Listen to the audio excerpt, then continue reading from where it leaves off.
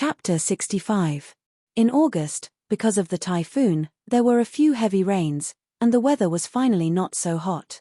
The typhoon had just passed. Taking advantage of the fact that there were still a few clouds floating in the sky and the summer heat hadn't recovered, Song Jiwen ran over to Poplar Fruit and wanted to organize a hiking trip. Poplar Fruit, who stayed at home in front of the computer all day, felt that he was going to go crazy from staying at home, so he immediately agreed. However, it was better to have fun together than to have fun alone. Moreover, if only Poplar Fruit went alone, he would become a third wheel between Song Jiwen and Kitten. Therefore, Poplar Fruit also called Duan Shueching. Early on Saturday morning, Song Jiwen drove the car, took Poplar Fruit and Kiki to the market to buy some things, and then picked up Duan Shueching and Kitten. The five of them drove to Baiyun Mountain. At the foot of Baiyun Mountain, Song Jiwen bought the tickets and drove the car to the parking lot. Since they were here to hike, there was no need to drive up. After getting out of the car, Poplar Fruit took the biggest backpack from Song Jiwen's hand and carried it. The others also carried a backpack. Song Jiwen's neck also hung a big SLR camera. Duan Shueching walked beside Poplar Fruit and looked at the backpack that was as big as a hiking backpack. She asked with some concern, "Brother Yang, is this heavy? Do you want to put some in my bag? I don't have many things." "It's okay. He is strong now." Song Jiwen smiled and walked past them with Kitten. Poplar Fruit held Kiki in front of his chest with a strap. She just woke up and looked at the unfamiliar environment in a daze. Her head leaned on her father's chest and felt the heartbeat that made her feel safe. Poplar Fruit smiled and weighed the backpack on his back. He said to Duan Shueching, "It's okay. It's not that heavy. Let's go." With Song Jiwen leading the way, they slowly climbed up the stone steps on the left side of the driveway. The sky was a little gloomy today, but there was no sign of rain. This kind of weather was perfect for traveling. As they climbed up the mountain path, a gentle breeze caressed them. The lush trees on the mountain swayed with the wind, as if welcoming their arrival. Last night, a heavy rain seemed to have fallen on Mount Baiyun. Looking from afar, one could only see clouds and mist lingering around the mountain. It was as if one had arrived at the abode of an immortal. Climbing the mountain would definitely be a very tiring thing if one just kept climbing. Poplar Fruit and the others didn't come just for exercise. So every time they arrived at a new scenic spot, Song Jiwen would ask everyone to come and take photos. Other than taking photos together, most of the time, Poplar Fruit would help him and Kitten take photos. Because Poplar Fruit was carrying Kiki and many bags, it was a little inconvenient. Duan Shueching was introverted and wouldn't jump around like Kitten. Whenever she saw something new, she would ask Song Jiwen to help her take photos. Of course, Song Jiwen would also have a smirk on his face. He would push Poplar Fruit and Duan Shueching together and let the two of them stand together to take photos. Kiki was very excited about taking photos. Every time the camera pointed at her, the corners of her mouth would curl up happily. However, Poplar Fruit and Duan Shueching weren't so natural. Especially when Song Jiwen asked the two of them to pose very intimately, Poplar Fruit was completely stiff. Although Kitten laughed and jumped around to add fuel to the fire, Poplar Fruit just leaned against Duan Shueching for the photo. He wouldn't go any further. After a few rounds, Duan Shueching and Kitten's cheeks were red. However, Kitten's cheeks were red because she was too excited and tired from jumping around. Duan Shueching's cheeks were red because she was shy and couldn't stand it. She looked at Poplar Fruit and didn't dare to look directly into his eyes. Taking photos was only a small interlude throughout the entire journey. Poplar Fruit and the others didn't stop walking and kept walking forward. When they arrived at the Pu Valley, they crossed the rippling lotus pond from the small bridge. From afar, they could see one of the 8 ancient sceneries of Yangcheng, Pu Jian Lian Quan. The mountain stream gurgled and flowed slowly down the valley's steep rocks. Some tourists couldn't help but take off their shoes and jump in. The water only reached up to their ankles. However, now wasn't the best time to play in the water. If it was during a hot day, the clear and cool mountain spring would definitely attract more people to go into the water to cool off. Even so, the intertwined trees in the mountains were like a canopy, covering this place like a paradise. There was also sunlight that shone through the thin gaps. Everywhere it went, there were clusters of flowers, and among the dense greenery there were a few spots of pink. Only then did it not appear too cold and monotonous. No matter how beautiful the scenery was, it couldn't slow down the pace of Poplar Fruit and the others. After taking a few photos, they continued to walk forward. They hadn't gone far from the Pu Valley when Poplar Fruit and the others saw an old temple. The small archway entered their eyes first. From right to left, the words Buddhist Realm were written on it.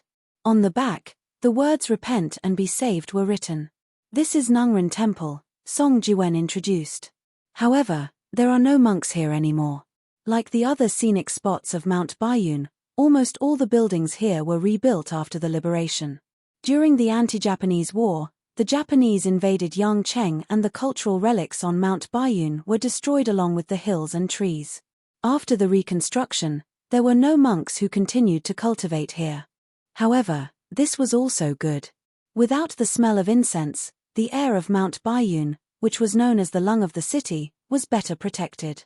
Therefore, instead of calling the temple a Buddhist treasureland, it was better to call it a historical site that had witnessed history. In the courtyard of the temple, there was a large dark red stone that was constantly being washed by the fountain. The stone was called Dream of the Century. Looking at the introduction, it was transported from the Three Gorges. This made Poplar Fruit a little speechless. It was a large stone that weighed dozens of tons. The kitten pulled Duan Shueching over to take photos intimately. Kiki was also very interested in the big stone and squeaked. Poplar Fruit had no choice but to go over and let her pat the big stone with her small hand. After so many years of washing, the big stone had no dust on it. When Kiki patted it, it was slippery. Although it was clean, her hand was still wet. Poplar Fruit had to take out a tissue to wipe her hand. Poplar Fruit preferred the dragon carvings on the eaves of the temple. The dragon carvings were different from each other, but they were all in the shape of bearing fangs and brandishing claws. The carvings were lifelike.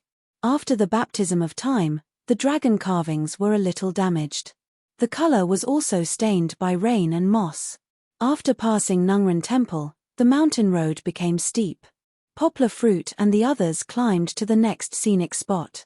After passing by the Tiannan First Peak, Poplar Fruit and the others came to the square on the top of the mountain. In the square surrounded by heavy guardrails, the kitten, who was walking in front of Song Jiwen, suddenly shouted. Poplar Fruit and the others looked in the direction the kitten was pointing. Only then did they understand why she was so excited. At this time, Poplar Fruit and the others were already on the top of the mountain. As far as the eye could see, the surrounding mountains were shrouded in amiable fog. Just now, when they looked at the mountain from below, they felt that the mountain was like an immortal's cave. Now, they felt as if they were in an immortal's cave. Looking outside, they felt as if they were riding on clouds and mist. White clouds above Bayun Mountain, white clouds below Bayun Mountain. Didn't the beautiful scenery in front of them at this moment correspond to this poem? This place was also called White Clouds Looking at the Evening, and it really lived up to its name. Looking into the distance, they could see the whole city of Yangcheng. Looking at the faintly visible tall buildings through the fog from afar, it was like looking at a mirage. It was hard to tell whether it was real or fake. There was a rattan chair next to the guardrails. Song Jiwen put the camera in Poplar Fruit's hand and asked him to take photos for him. Song Jiwen swaggered like an evil advisor in ancient times. He sat inside with his legs spread apart, but his wrist was supporting his chin. He deliberately put on a cool expression on his face. The kitten was laughing beside him, which made Song Jiwen angry. The evil advisor sat in the rattan chair and shouted loudly. He forced the ignorant girl into his arms and ravaged her fiercely. As a frontline reporter, Poplar Fruit could not let this evil person succeed.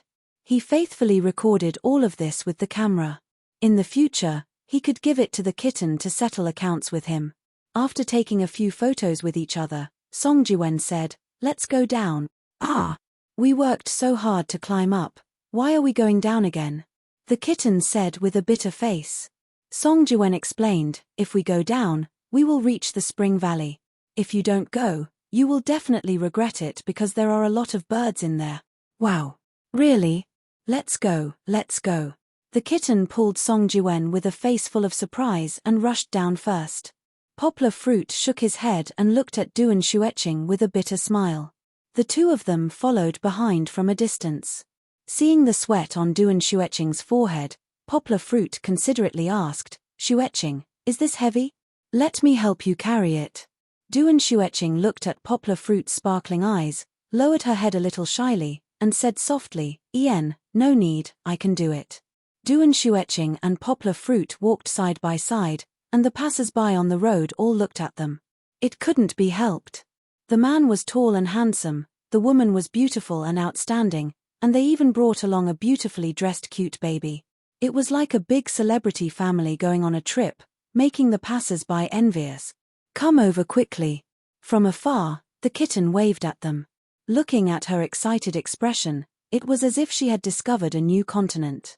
Poplar Fruit and Duan Xueqing smiled slightly, and the two of them quickly walked up. So many birds.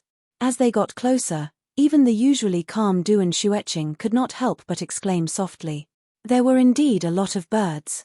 There were many bird houses built along the road. Some of the houses had nests in the trees, and some didn't even have a nest. "This is a peacock," the kitten called. Everyone followed her line of sight. A peacock with a long tail was leisurely jumping from the ground to a branch half a meter high. It proudly turned its head, and disdained to pay attention to Poplar Fruit and the others. The kitten went up and looked for a long time, then ran back in frustration and said, it doesn't even spread its tail. I'm so anxious." Poplar Fruit smiled and comforted her. Peacocks usually spread their tails in spring. It's very rare for us to see one at this time. However, there were all kinds of birds in the garden, and peacocks were not the only attractive ones. The kitten's attention was quickly diverted. "Everyone, come and see," Song Jiwen suddenly shouted. Poplar Fruit and the others all gathered around. "Look, there are big roosters here." Looking carefully, there were 3 big roosters. 2 of them had pure white feathers, but the coxcombs were red like fire. One of them had a chest, abdomen, and tail feathers that were pure black and shiny, but the neck was white and brown. Poplar Fruit, who came from the countryside, recognized the 3 roosters. He said, "These chickens are called Yuan Bao chickens. Look at them, their tails are up and inward, and their necks are high. Don't they look like Yuan Bao?" The kitten nodded vigorously and listened very carefully. "Let's look at the next one. I heard that there are red-crowned cranes." "Let's look for them," Poplar Fruit said. He had just glanced at the introduction at the entrance of Mingchun Valley. It said, "There are more than 150 species of birds in the garden, including red-crowned cranes, swans, peacocks, yellow-bellied tragopan, blue pheasants, and more than 5,000 birds." Now they had seen the peacocks, but not the red-crowned cranes. Chapter 66.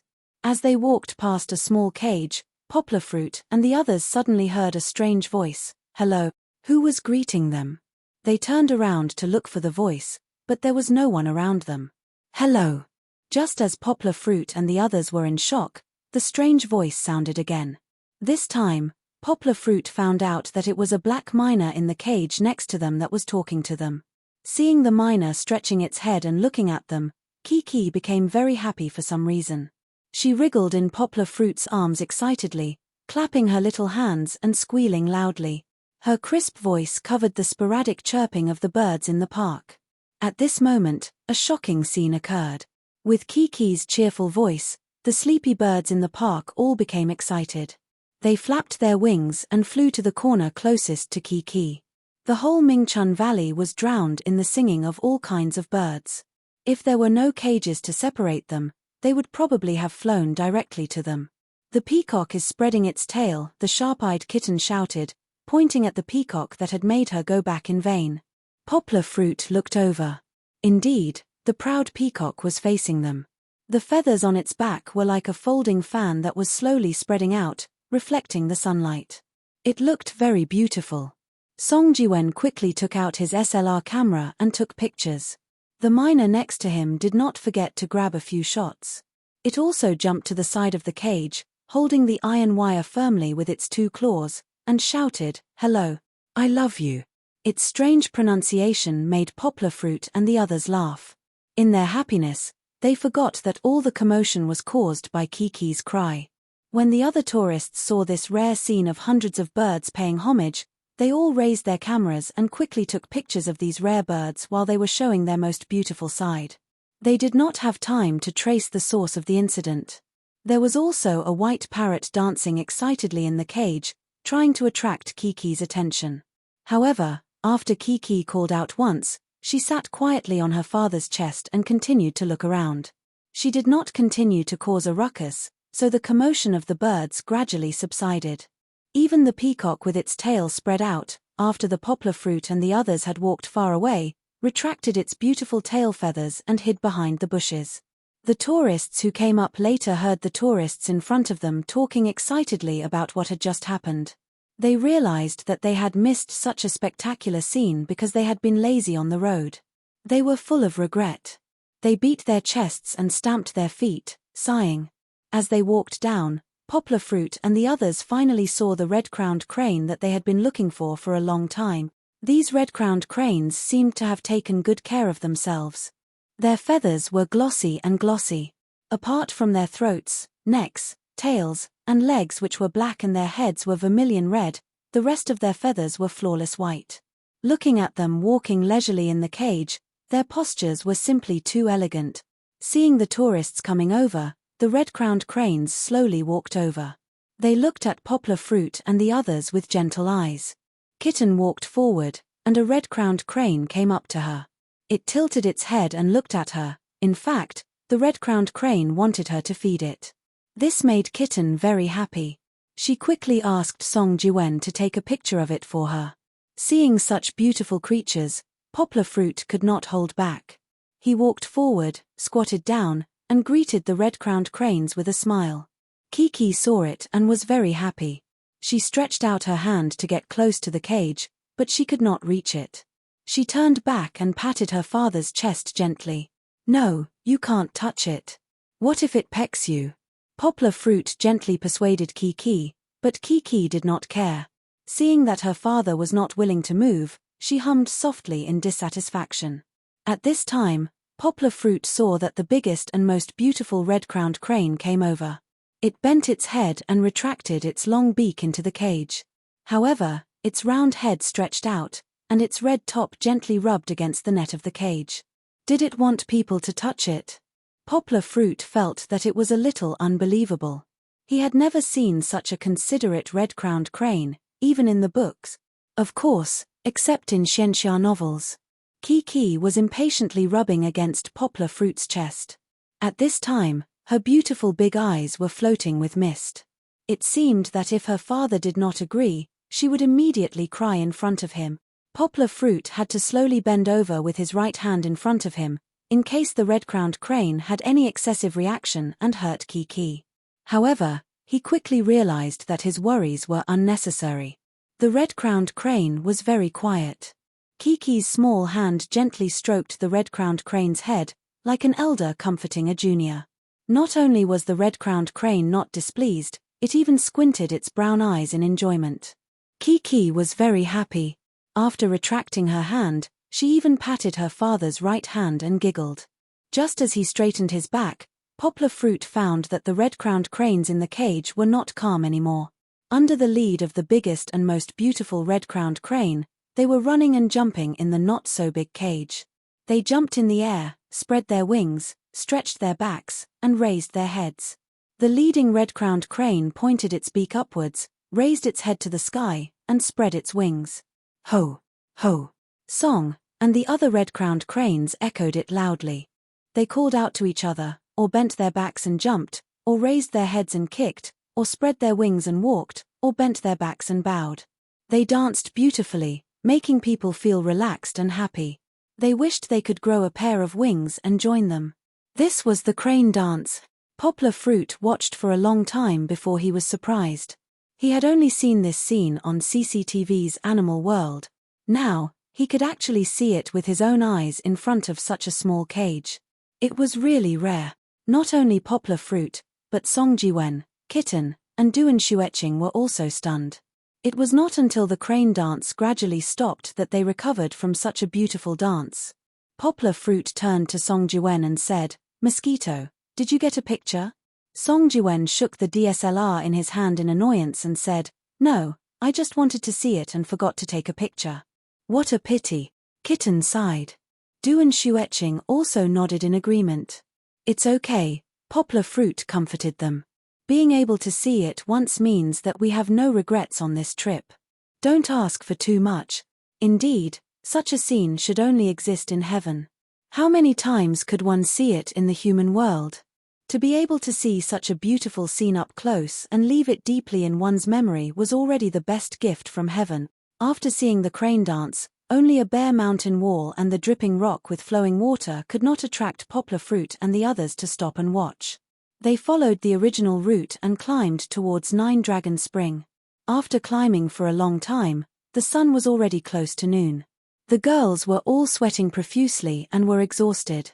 "We're almost at Nine Dragon Spring. Let's take a break there," Song Jiwen suggested. Poplar Fruit was still very energetic, but seeing the girls' expressions, he nodded and agreed to Song Jiwen's suggestion. When they arrived at Nine Dragon Spring, Poplar Fruit and the others found a shady place. They took out a plastic carpet from Poplar Fruit's backpack and laid it under the shade of a tree. Then, everyone sat on it and ate the lunch they bought in the morning. Because they were too tired, the girls only ate a few mouthfuls of food before putting it down. As expected, Poplar Fruit smiled and took out a few clean big red apples and a can of fruit from his backpack. Kitten said in surprise, "Wow, is your backpack Tinkerbell's pocket? Is there anything good in it? Hurry up and take it out." Everyone laughed heartily. Poplar Fruit was not in a hurry to eat. Instead, he took out a thermos and a milk bottle from his backpack. He used hot water to make a bottle of milk for Kiki to drink. After playing with Kiki for the whole morning, she was also tired. After drinking the milk, she fell asleep. After eating, everyone took the opportunity to rest.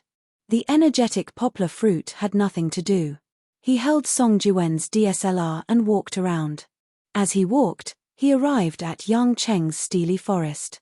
Yang Cheng's Steely Forest had a collection of famous people and literati praising Lingnan, Yang Cheng, and Baiyun Mountain. The black marble stele was quietly erected on the side of the mountain road. It was hidden in the dense green leaves.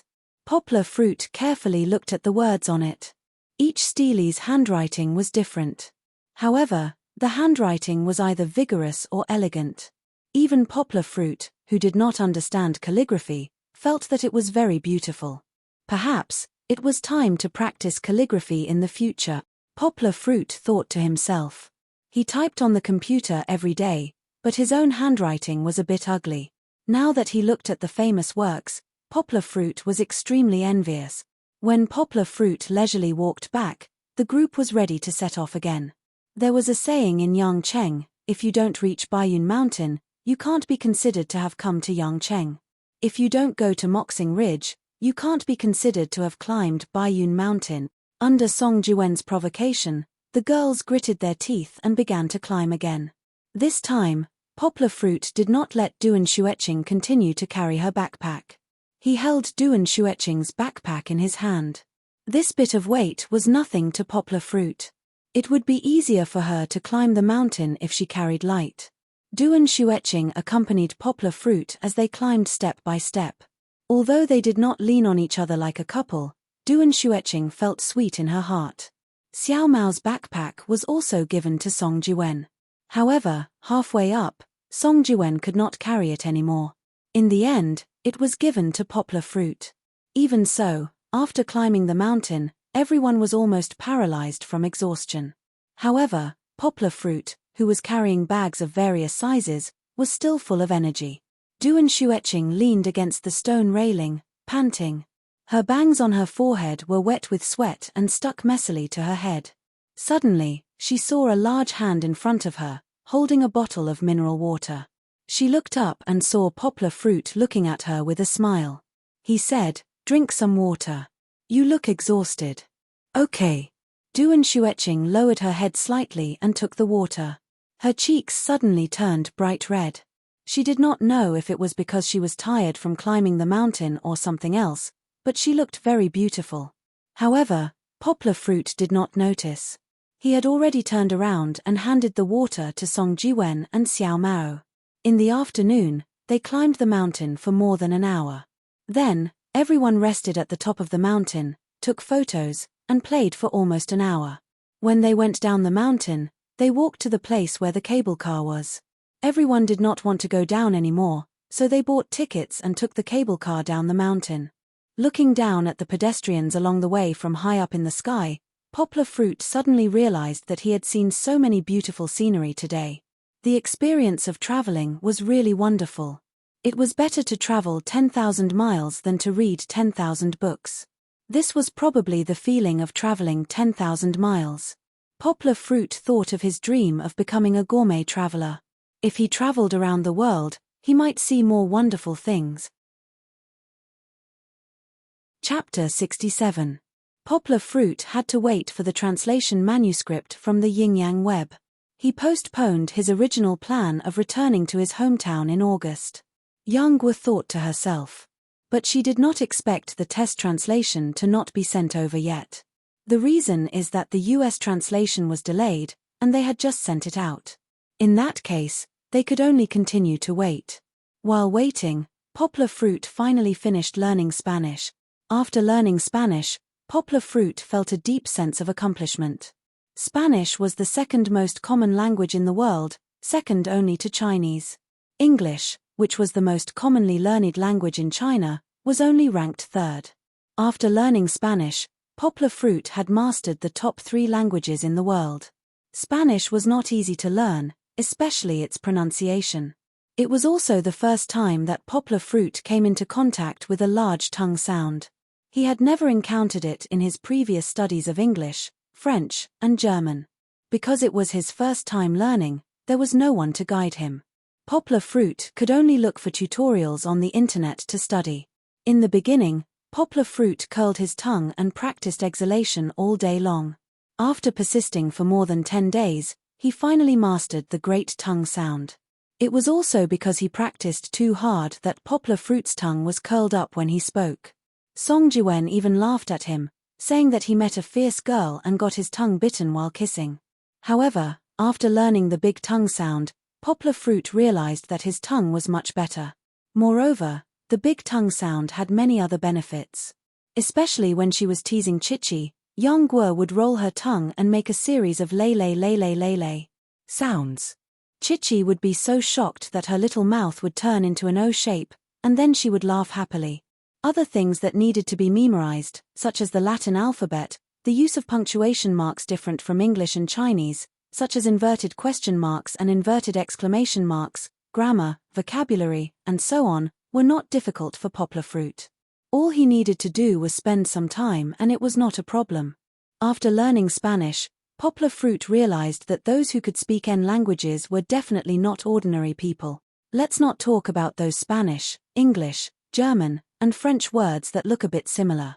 In terms of word structure, Spanish, French, and German are all divided into feminine and masculine, but the masculine and feminine of each language are different. Spanish was very strange.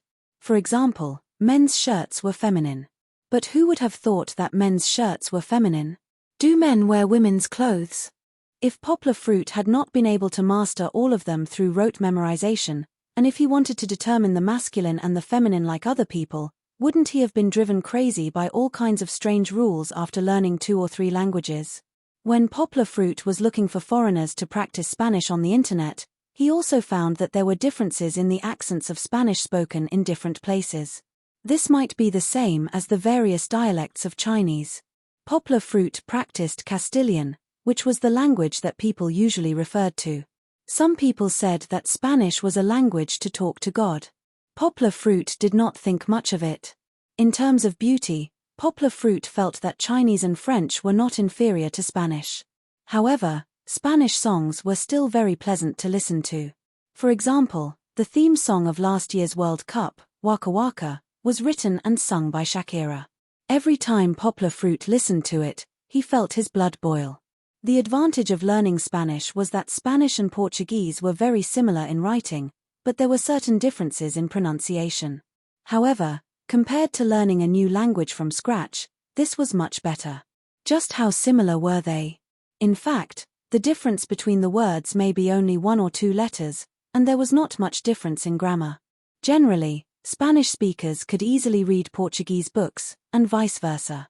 However, the pronunciation needed to be relearned. Here was an analogy. The difference between Spanish and Portuguese was like the difference between Mandarin and Cantonese. The grammatical structure was not much different, but the pronunciation of words was different. It was difficult to guess correctly. It took a lot of effort to understand. Learning had to be done step by step, and it was important to strike a balance between work and rest. Recently, Song Juwen's work was not so busy, so as long as he was free at night, Song Juwen would take Poplar Fruit to the gym to exercise. The reason why they did not play basketball was mainly because Kiki needed someone to take care of her. If Kitten did not come to help take care of her, Poplar Fruit would not feel at ease leaving her alone to play. However, Poplar Fruit and Song Juwen's favorite was still playing basketball. Therefore, on another weekend, Kitten came as promised. Poplar Fruit quickly pulled Song Juwen, changed into the jersey and shoes, and walked to the basketball court. Sitting on the sidelines and waiting for the change, Uncle Jin, Shu Cai, saw Poplar Fruit and the others from afar. He patted his butt, stood up, and greeted them with a smile. He smiled and said, "Xiao Yang, after waiting for half a month, I can finally wait for you again." Poplar Fruit smiled and said, "Uncle Jin, are you so eager to see me? Wouldn't it be easier for you to play without us?" Uncle Jin smiled and said, The feeling of being defeated by Dugu is not good. With you guys here, we can play with more passion." Since there were new people, Uncle Jin asked everyone to form a new team. After warming up, Poplar Fruit, Song Juwen, and an uncle who looked to be in his 40s formed a team. Because the ball did not pass, Uncle Jin, Uncle Dao, and Uncle Ban sat off the court and waited. This time, Poplar Fruit changed his style of breaking through and passing the ball to his teammates. He let Song Juwen be the point guard, and he moved in and out of position. As long as the opponent was not paying attention, he could run out of space.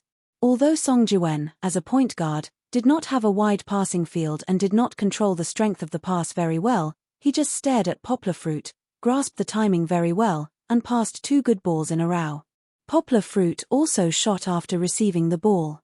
Whether there was anyone in front of him or not, his shot was like his sniper rifle. As long as he threw it out, it could steadily go into the basket. "This guy. He has become stronger again," Uncle Jin thought to himself.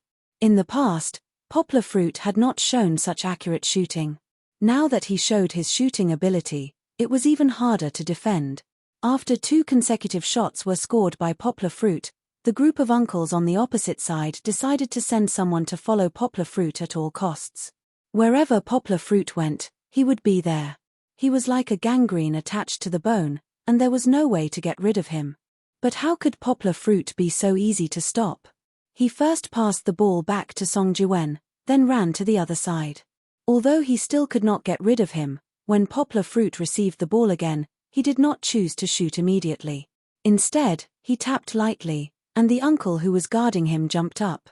Poplar Fruit then easily bypassed him, accelerated, and got a layup. 3-0. The first group of uncles was easily defeated by Poplar Fruit and the others.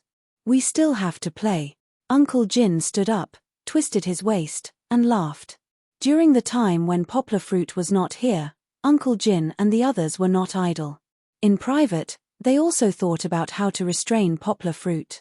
To deal with a super player like Poplar Fruit who could break, shoot, and shoot, they had to learn from the American NBA. If the other teams could not stop him with 1 player, they would send 2 players to deal with him. The 2 players would attack him from both sides, forcing him to shoot or pass hastily. The biggest problem with 2 players attacking him from both sides was that one of the opponents would definitely run out of space. Then, they could only bet that the person who received the ball would not make the shot. After all, they would rather let the role player make 2 more shots than let Kobe go crazy. So, Uncle Jin and the others used this method to deal with Poplar Fruit. Uncle Dao missed a long shot, and Poplar Fruit grabbed the defensive rebound and passed it to Song Jiwen to dribble the ball out of the three-point line. At this time, Poplar Fruit found that Uncle Dao and Uncle Ban had one person close to him to defend, and the other person was nearby ready to attack from both sides. This was to prevent him from receiving the ball. Poplar Fruit's eyelids twitched. He waved his hand to let Song Jiwen, who had no one to defend, attack. However, Song Jiwen's long shot was not accurate. He tried to break in, but Uncle Jin occupied the area under the basket. He could not squeeze past Uncle Jin for a layup. So, he had no choice but to retreat and try a long shot. However, the long shot did not go in, and the rebound was snatched by Uncle Jin, who had a big waist. The uncle in Poplar Fruit's team was really not good. He did not know how to position himself, and only knew how to drill under the basket. Although he was also very strong, his lower limbs were weak. Uncle Jin gently pushed him, and he could not stand still. After getting the ball, Uncle Jin took advantage of the weakness of the uncle in Poplar Fruit's team. Uncle Jin forced Poplar Fruit to help defend, and then the ball was passed to Uncle Dao. Uncle Dao accurately shot a long shot, and Poplar Fruit's team lost the ball first. This was not going to work. Poplar Fruit knew that his team's defense was definitely not good enough. He could only fight with brute force. Uncle Guo, let me do it. You guard against him. In the next defense, Poplar Fruit let Uncle Guo guard out, and Poplar Fruit guarded the area under the basket and followed Uncle Dao to grab the rebound. Uncle Guo did not guard against Uncle Dao, and Uncle Dao passed by him with a shake. However, Poplar Fruit did not have high hopes for Uncle Guo. He had expected this situation. As long as Uncle Dao did not comfortably shoot a long shot, it would be a success.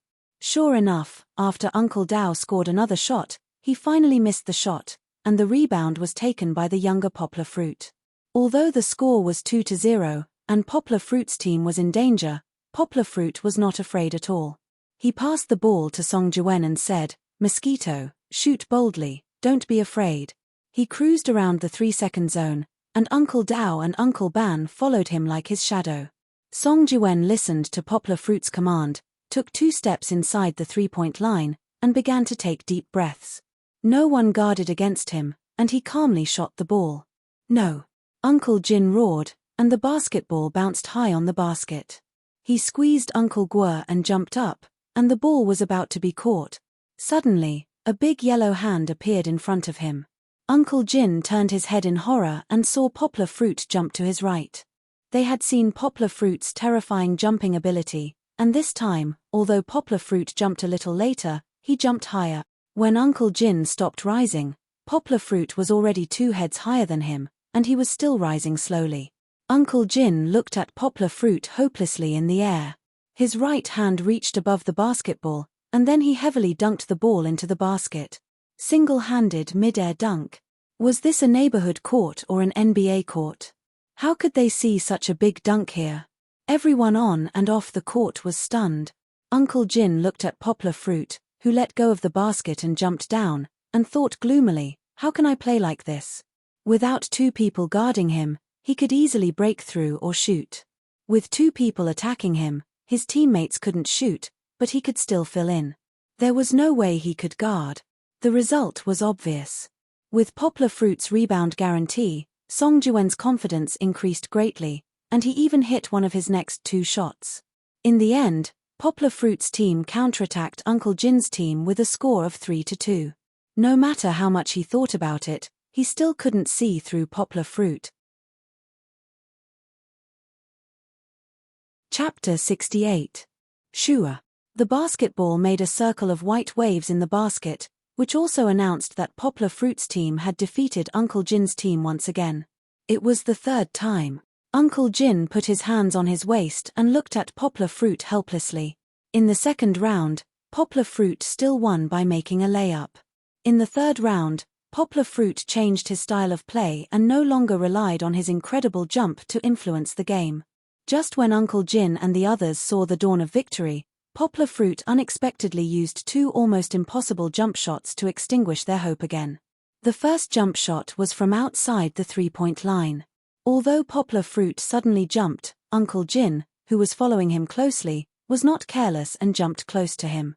Poplar Fruit jumped very high, but Uncle Jin still tried to cover Poplar Fruit's eyes with his hand to obstruct Poplar Fruit's view of the shot. However, Poplar Fruit still made the shot. Even if his view was blocked, even if there was someone in front of him, even if it was from outside the three-point line, Poplar Fruit still made the shot unreasonably. It was as unstoppable as the sharpshooters in the NBA. What else could Uncle Jin and the others say? The second jump shot was from inside the three-point line. In this round, Uncle Jin and the others could be said to have forced Poplar Fruit into a corner. The three of them went up together and surrounded Poplar Fruit from the front, back, left, and right. They did not give Poplar Fruit any space to pass the ball. Even if his body was strong, it was impossible to break through the encirclement of three people, right? Uncle Jin was full of joy, thinking that he had finally defended once. However, Poplar Fruit made another jump shot. This time, Uncle Jin and Poplar Fruit jumped at the same time. Although the other two uncles reacted a little slower, they still jumped after them. I must be able to defend. Uncle Jin saw that his big hand blocked Youngwa's passing route. He felt that this time, it was a sure thing. However, he found that when he began to fall, Poplar Fruit was still rising. Don't worry, we still have teammates. Uncle Jin comforted himself because he saw the two uncles who had caught up from behind once again put their big hands in front of Poplar Fruit. However, when he landed on the ground and Uncle Dao and Uncle Ban stopped their ascent, Poplar Fruit was still floating in the air. What kind of bounce was that? What kind of suspension was that? After the two uncles fell, they could no longer block Poplar Fruit's shot. They saw Poplar Fruit straighten his waist in the air, and with the help of the new force, his right wrist shook slightly. The basketball flew out, drawing a high parabola in the air, and then plunged into the basket. This was also the scene at the beginning of the game. Poplar Fruit once again made an unreasonable long shot, and finished off Uncle Jin's team 3 times in a row. To be honest, in terms of individual strength, except for Poplar Fruit, the other 2 players in Poplar Fruit's team were not comparable to the 3 uncles. However, Poplar Fruit alone could take on 2 or even 3 opponents. This was the power of a star player. One person could hold up the sky. Even if his teammates were bad, such as Uncle Guo's skills and body, Poplar Fruit could lead them to victory. However, Poplar Fruit did not like this, because he was not Kobe Bryant. He did not like to have all the ball in his hands. Like last time, Poplar Fruit's team had Arfeng, and Arfeng's strength was not bad. Poplar Fruit was relieved to be the point guard. He relied on his own breakthrough to gain space for his teammates, and then passed the ball to let his teammates score. Compared to one-on-one, Poplar Fruit preferred team basketball, because everyone could feel the joy of basketball. Speak of the devil. When Poplar Fruit was still thinking of Arfeng, he suddenly heard Arfeng's surprised cry. "Brother Yang, you are here too. Great." Poplar Fruit turned his head and looked. Arfeng followed a very tall boy from the entrance of the court. The boy was much taller than Poplar Fruit. He was at least 1.95 meters tall. He was not thin, and the muscles on his arms were very thick. He looked like a fierce general. "Why are you so late?" Poplar Fruit laughed. "My cousin came today, so I played a little late." Arfeng explained, "This is my cousin, Enchanting. He is on the school team of Guangdong Polytechnic University. So strong." Poplar Fruit knew that Guangdong Polytechnic University's basketball team was a strong team that participated in the Cub. The Cubs was different from the Cuba. This competition was called the Great Super League, and professional athletes were allowed to participate. As long as they could provide a study-in-school certificate, professional players registered in the China Basketball Association could also participate. Guangdong Polytechnic University's basketball team used to have Emperor Yi, Zhu Fengyu, and other badass players. They also won many Cubs championships, so their strength could be seen. "Hello." Enchanting was very friendly and reached out his hand to shake Poplar Fruit's hand. He said, "I heard from Xiaofeng that you play very well. Today, I also came because of your reputation." No, how good can it be?" Arfeng exaggerated. "We are all amateurs, and we secretly exercise our bodies." Poplar Fruit said modestly. "Haha, you came at the right time today. Uncle Jin patted Poplar Fruit's shoulder and laughed. This kid, he didn't come once in half a month. We rarely see him, but as soon as we see him, we are beaten by him. Ha ha. When it came to basketball, Enziming's tone became more serious. He said, actually, when we were at the entrance, we saw that Brother Yang was really good at basketball. His jumping ability was better than many of the people on our school team. I really want to play against you. Then let's learn from each other. Uncle Jin said happily, you come to our team, Xiaofeng go to Poplar Fruit's team. Finally, there was an expert that seemed to be able to restrain Poplar Fruit. Uncle Jin secretly thought with tears streaming down his face, God, you finally gave us a chance to defeat the great landlord Yang. With a match between experts, the other team's uncles were also very happy. They sat down and continued to be spectators. If they went up, they would be beaten, but if they watched from the sidelines, they could rest for a while. After they were divided into groups, they changed the rules this time. It was 4 against 4, and they played 5 balls. The first to kick off was Poplar Fruit's team. Uncle Guo knew that he was not good enough, so he ran outside the center circle to serve. Poplar Fruit received the ball and signaled for everyone to spread out. He wanted to play 1v1 Enziming. Although he was very humble just now, Poplar Fruit was still a young man in his late 20s. After all, there was still a competitive spirit in his bones. It was rare to meet a professional opponent, so Poplar Fruit wanted to measure his opponent's strength. The two of them faced each other between the 3-point line and the free throw line, and Poplar Fruit started to dribble the ball in a very flashy way. Poplar Fruit had never trained professionally. He learned his moves from TV.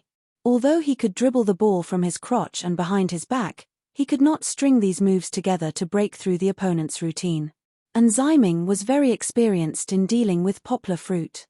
After all, he was someone who had played in big games. He steadily bent his knees and stared at Poplar Fruit's shoulder, and did not rush forward to snatch the ball. In fact, Enziming also had his difficulties. How could he not want to snatch the ball? However, Poplar Fruit's dribbling speed was too fast. If he tried to snatch the ball, he did not have full confidence that he could snatch it. Who knows, maybe Poplar Fruit would take the opportunity to break through. Enziming dealt with all changes by remaining unchanged, not leaving any openings. This gave Poplar Fruit a headache. He simply tried to break through from Enziming's left side, and Enziming immediately blocked him. It's not that easy, Poplar Fruit shouted in his heart. He skillfully dribbled the ball from behind, passed the ball to his left hand, and then changed his body's center of gravity to the left. Poplar Fruit's speed was really fast. Enziming almost let him change direction and break through. However, Enziming was really experienced. He stuck close to Poplar Fruit, used his advantage of height and long arms, and firmly blocked Poplar Fruit's path to the basket. Poplar Fruit forced a shot, but the ball did not go in. Uncle Jin even ran over to pick up the rebound. This time, it was Enziming's turn to solo Poplar Fruit. Enziming thought that since he was nearly 10 centimeters taller than Poplar Fruit, he could rely on his body to take on Poplar Fruit. Therefore, he turned sideways, and wanted to use his shoulder to break through Poplar Fruit. However, how could Poplar Fruit let him have his way? He steadily got into a horse stance, and blocked Enziming's attacks again and again. He did not know that this gave Enziming a great shock. He was pushing against Poplar Fruit, and it was like he was pushing against a towering tree.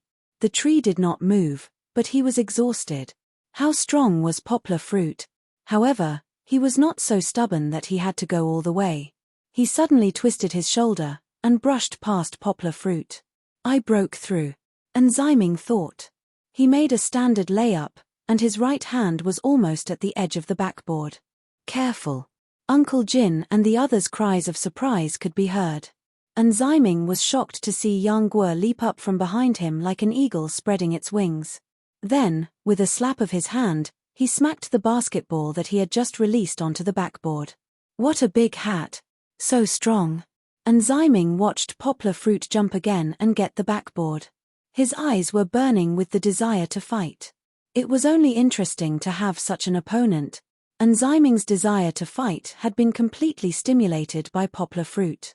Both of them could not do anything to each other for the time being. Poplar Fruit was the first to change his strategy. He no longer played alone. Poplar Fruit asked Ah Feng and Song Jiwen to run. As for Uncle Guo, he was already tired enough, so there was no need for him to run. It was good enough that he could pass the ball. Poplar Fruit passed the ball to Song Jiwen, who ran out of space and cut inside himself. Song Jiwen did not have time to shoot, and Uncle Ban had already rushed up, so he immediately passed the ball to Ah Feng. Ah Feng threw a high pass to Poplar Fruit, who ran inside. And Ziming quickly ran over and followed Uncle Ban with Poplar Fruit. Poplar Fruit forced himself to jump and make a shooting motion. Come down. And Ziming jumped up high, and his right hand slammed toward the ball. Uncle Ban also tried his best to block Poplar Fruit's front right side.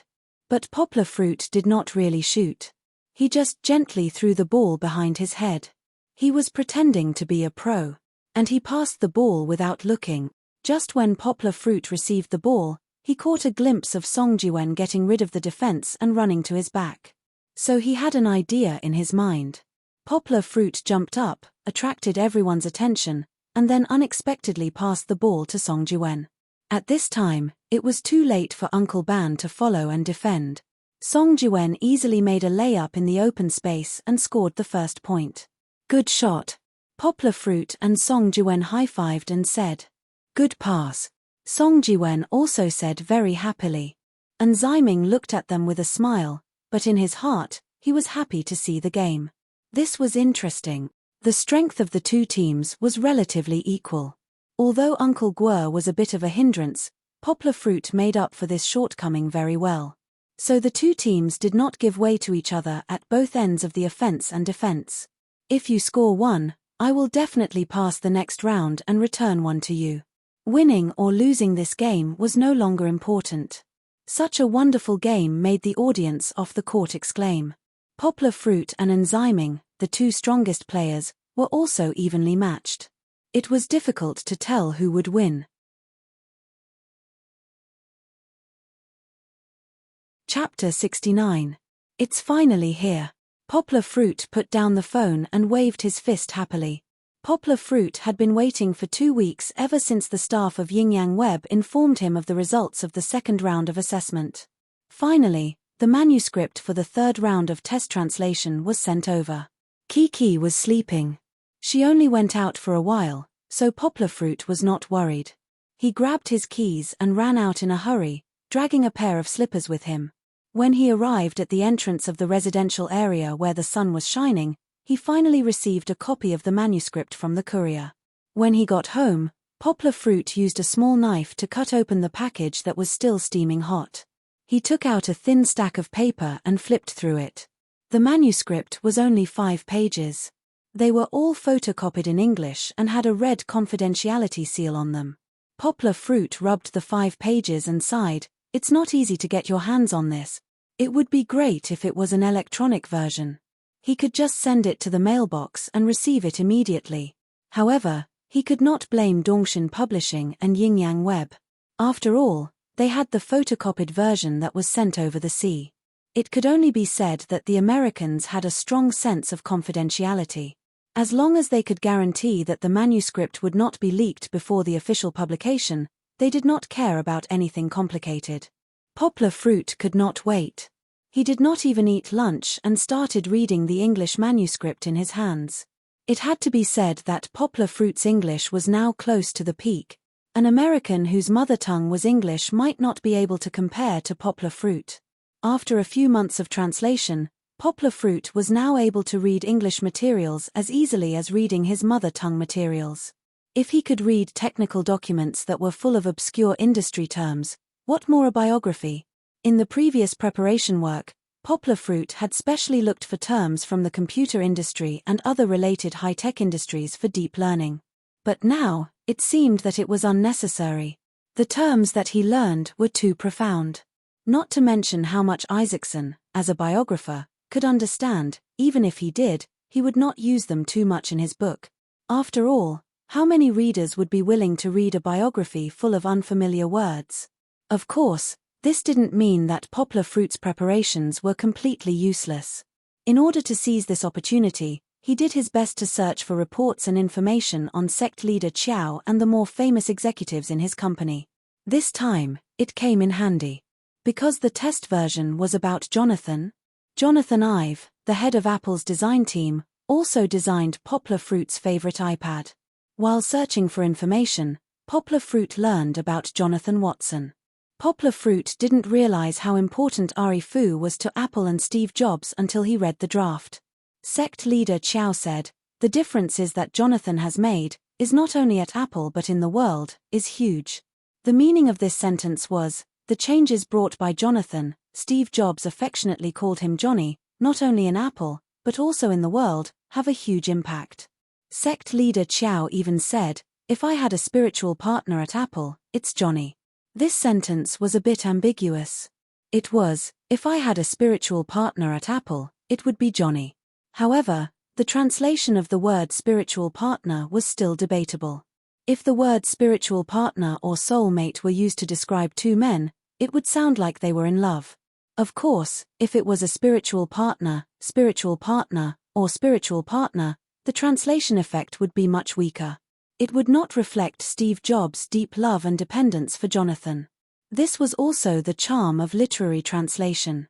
They were not like technical documents, where a source language word corresponded to only one translated word. As long as the corresponding meaning could be translated, it would be fine. Literary translation required the translator to carefully figure out the author's writing intent. What kind of message does he want the reader to receive? What does he want to convey by using this word? What is his hidden intention in choosing this way of expression? These translators had to understand thoroughly before they started translating.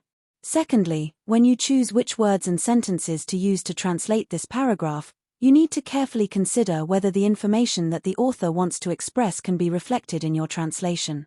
Is their translation in line with the reading habits of the target language reader? Did his translation work perfectly with the context? There were many things that needed to be considered.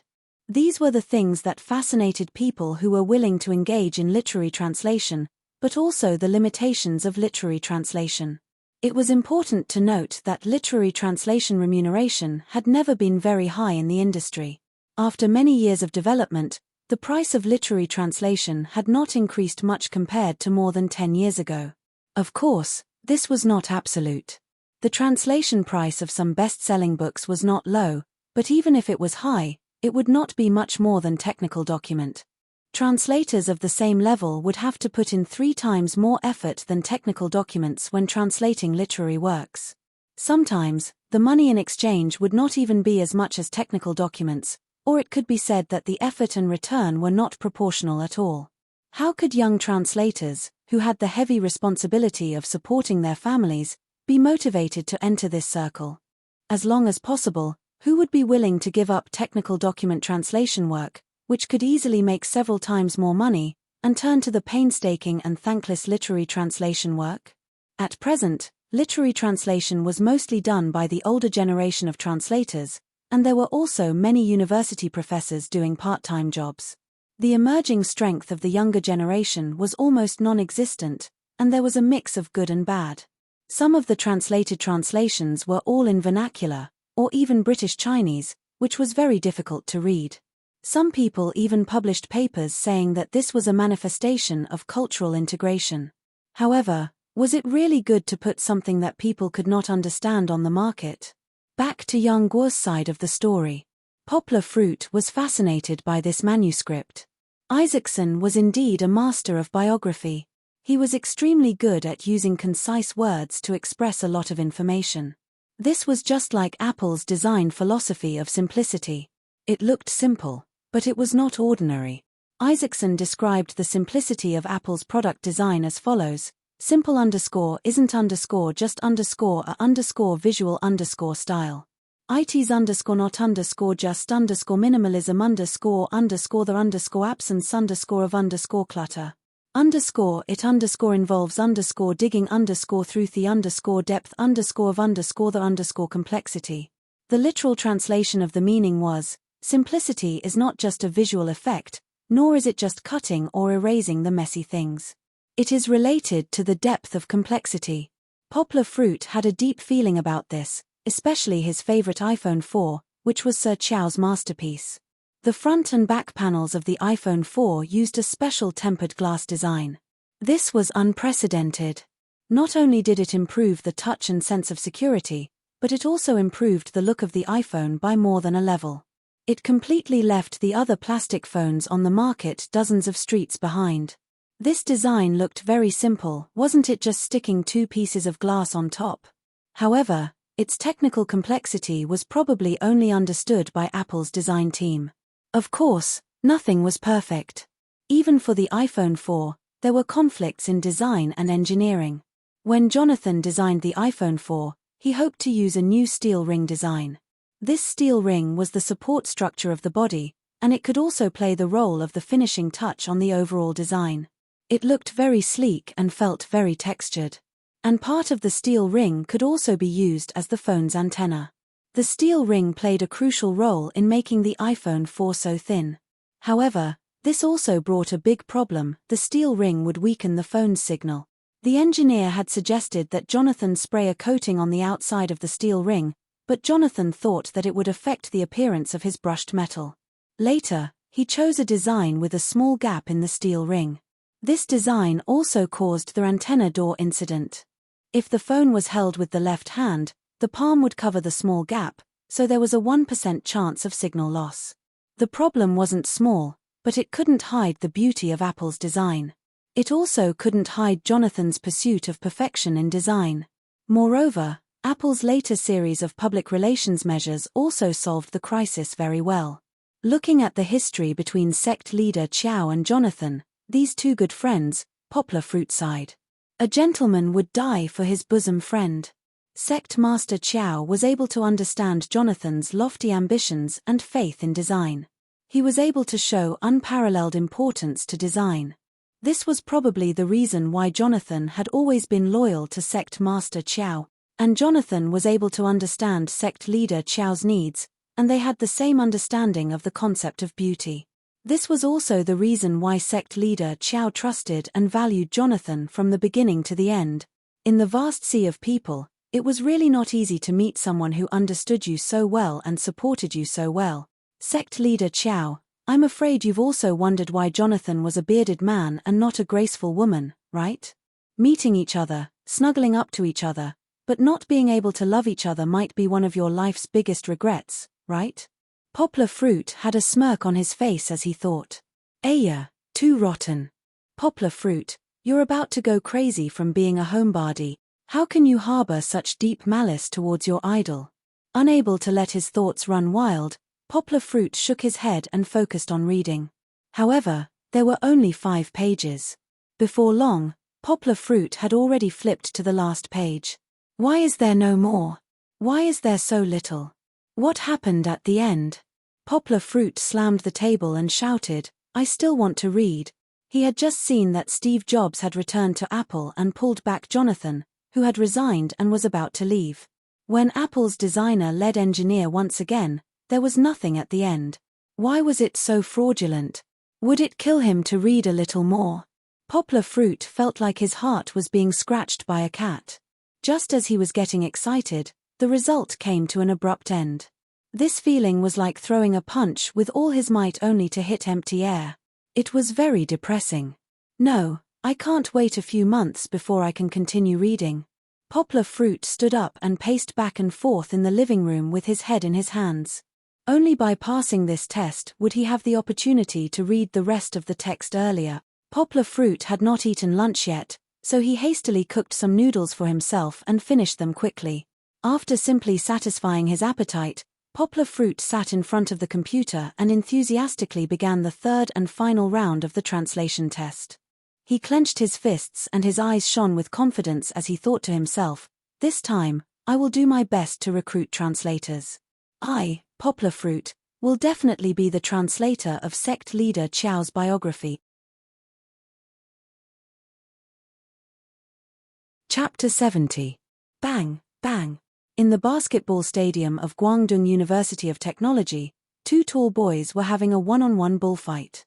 2 boys were sitting on the floor on the side of the court, sweating profusely. Fuck, Dong Xiaofang, you cheated. The boy with a crew cut was caught off guard by the boy named Dong Xiaofang. He didn't know whether to laugh or cry. Dong Xiaofang turned around to get rid of him, then bent down to catch the basketball. He jumped up, and the basketball bounced gently on the white line of the backboard and fell into the basket. After landing, he picked up the basketball, bounced it in his hand, and said with a smile, "All is fair in war. If you lose, you lose. Qiu Xin, don't deny it. Mph, I'll kill you in the next game." Qiu Xin smashed his right fist on his left palm, turned his head and sat with the other two. "It's my turn."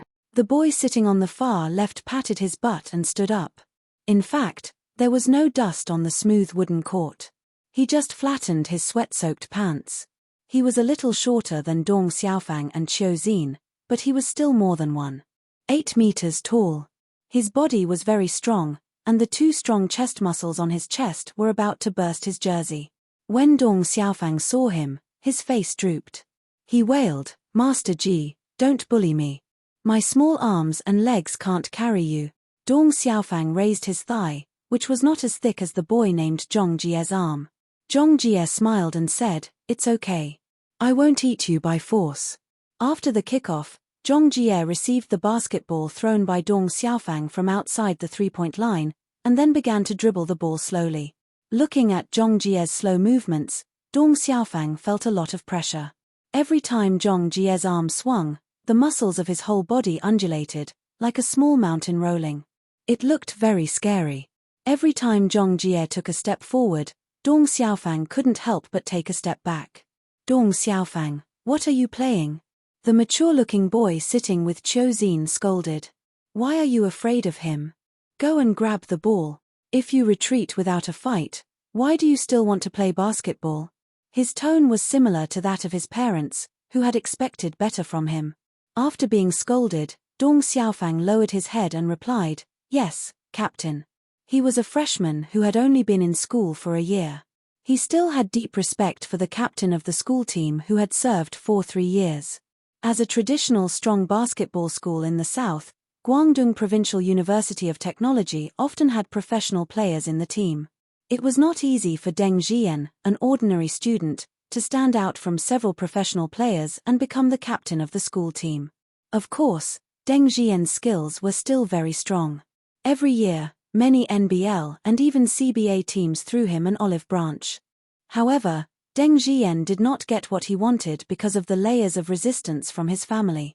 Dong Xiaofang was the one with the most potential among the freshmen in the school team. Deng Jian had taken a fancy to him during the freshman selection last year. However, Dong Xiaofang relied too much on his talent. He wasn't willing to endure hardships and didn't practice his basic skills properly. Even when he was competing, he liked to play tricks. This was something that Deng Jian found hard to let go of. He had high expectations for him, but he was even more disappointed. Zhong Jie straightened up, patted the ball on the spot and said, "Xiaofang, I said I won't eat you by force, so I won't eat you by force. Fight bravely." "Okay." Dong Xiaofang nodded and tried his best to stick to him. He raised one hand in the air and tried to grab Zhong Jie's basketball with the other. Hee. The corner of Zhong Jie's mouth twitched, and he suddenly made a move. Although he was tall and sturdy, his agility wasn't bad at all. He lightly arched his buttocks, and then with his left leg as an axis, he turned his body and bypassed Dong Xiaofang. However, Dong Xiaofang did not give up. He was much faster than Zhong Jie. He gritted his teeth, his chest pressed against Zhong Jie's big arm, and followed Zhong Jie closely. His long arm waved in front of Zhong Jie, interfering with his layup. However, Zhong Jie was an old team member who was almost in his senior year. He was experienced.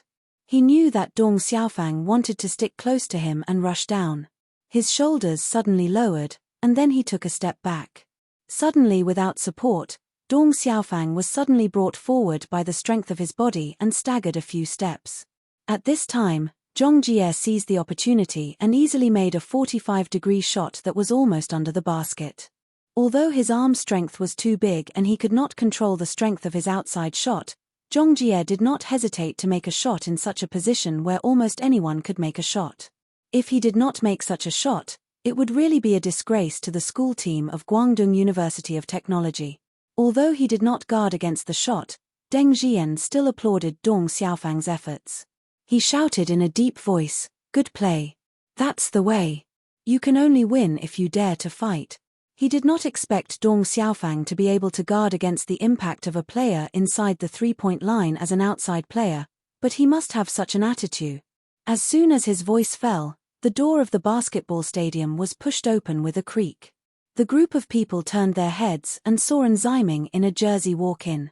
Brother An, Ming Zai, Old An, and other greetings were endless.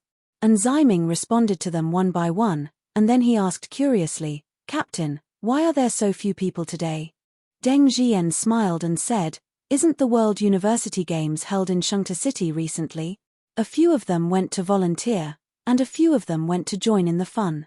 Dafu and Jiaxuan went back to their hometown 2 days ago for the summer vacation. It's not bad to have so many people. Didn't they volunteer for the Asian Games last year? Why did they go to the World University Games again? I don't think it's rare."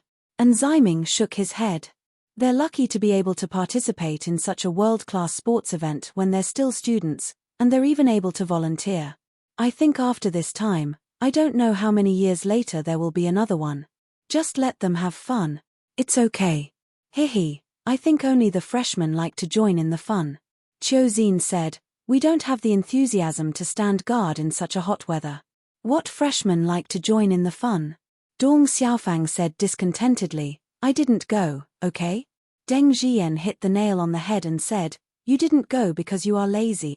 The captain's words made everyone laugh. Dong Xiaofang muttered, "It's not interesting." As they chatted, their bullfight continued. Dong Xiaofang really couldn't compete with Zhong Jie in terms of strength, but he also had his advantages. Dong Xiaofang's speed was very fast. He could run 100 meters in under 12.5 seconds, and his body was also very flexible. Speed was difficult to show in half of the bullfight, but flexibility was different. Dong Xiaofang's left and right hands were bouncing the ball faster and faster, and the range was also getting bigger and bigger, to the point where his knees needed to swing back and forth every time he bounced the ball. His dribbling was not just a simple two-handed dribbling, nor was it limited to one posture. Instead, it was a high-speed transition between high, low, crotch, back, and other different movements. It was different from Poplar Fruit's simple dribbling. His every movement looked like he was going to break through, making people unable to understand his intentions. Although he had been teammates with Dong Xiaofang for so long, Zhong Jie still couldn't figure out which of Dong Xiaofang's movements were real and which were fake. His speed was too fast, and he didn't dare to rush forward, for fear of being broken through. Dong Xiaofang suddenly turned his act into reality.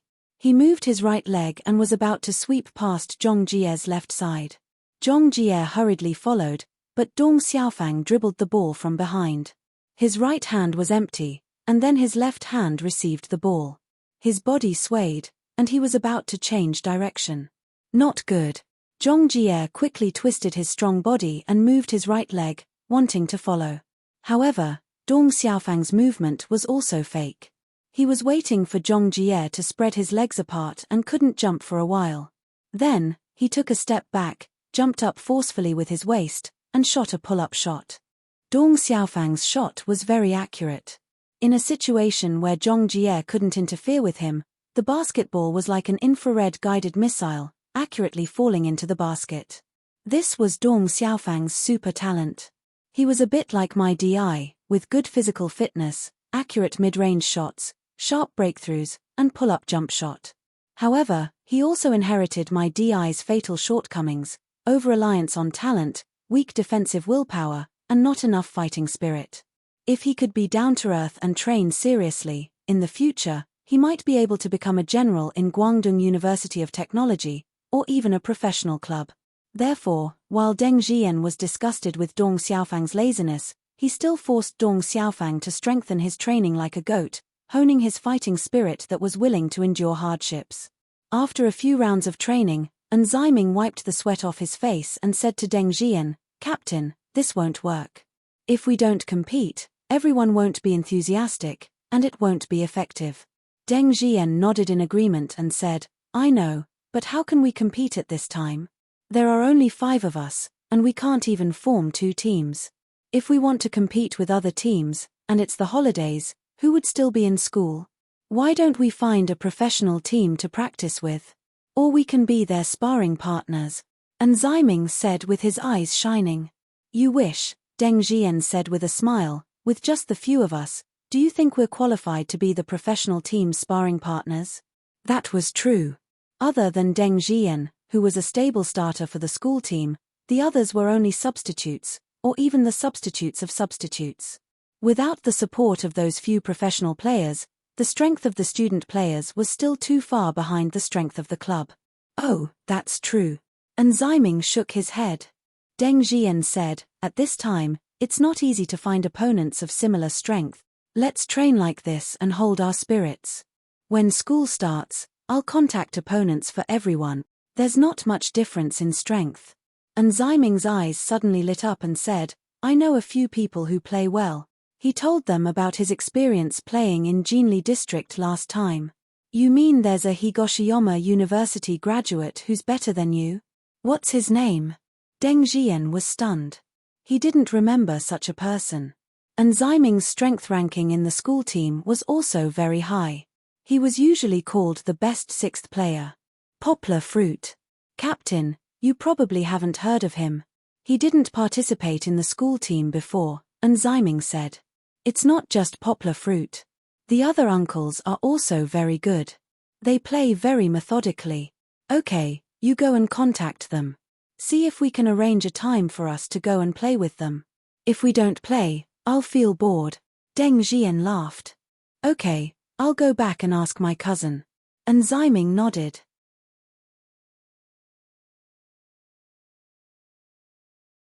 Chapter 71. Today, Duan Xueqing was very strange, Poplar Fruit thought. He had just called her. Originally, he wanted to go to the old house on the weekend and invite his old neighbors, Liu Guilin and Fang Wenjing, to have a meal. He also wanted her to go with him. However, when Poplar Fruit proposed to go over the weekend, Duan Xueqing was like a frightened rabbit. She directly refused Poplar Fruit's invitation. However, when Poplar Fruit asked her why, she stuttered. In the end, Duan Xueqing was rarely angry. She said, anyway, don't come over for a while.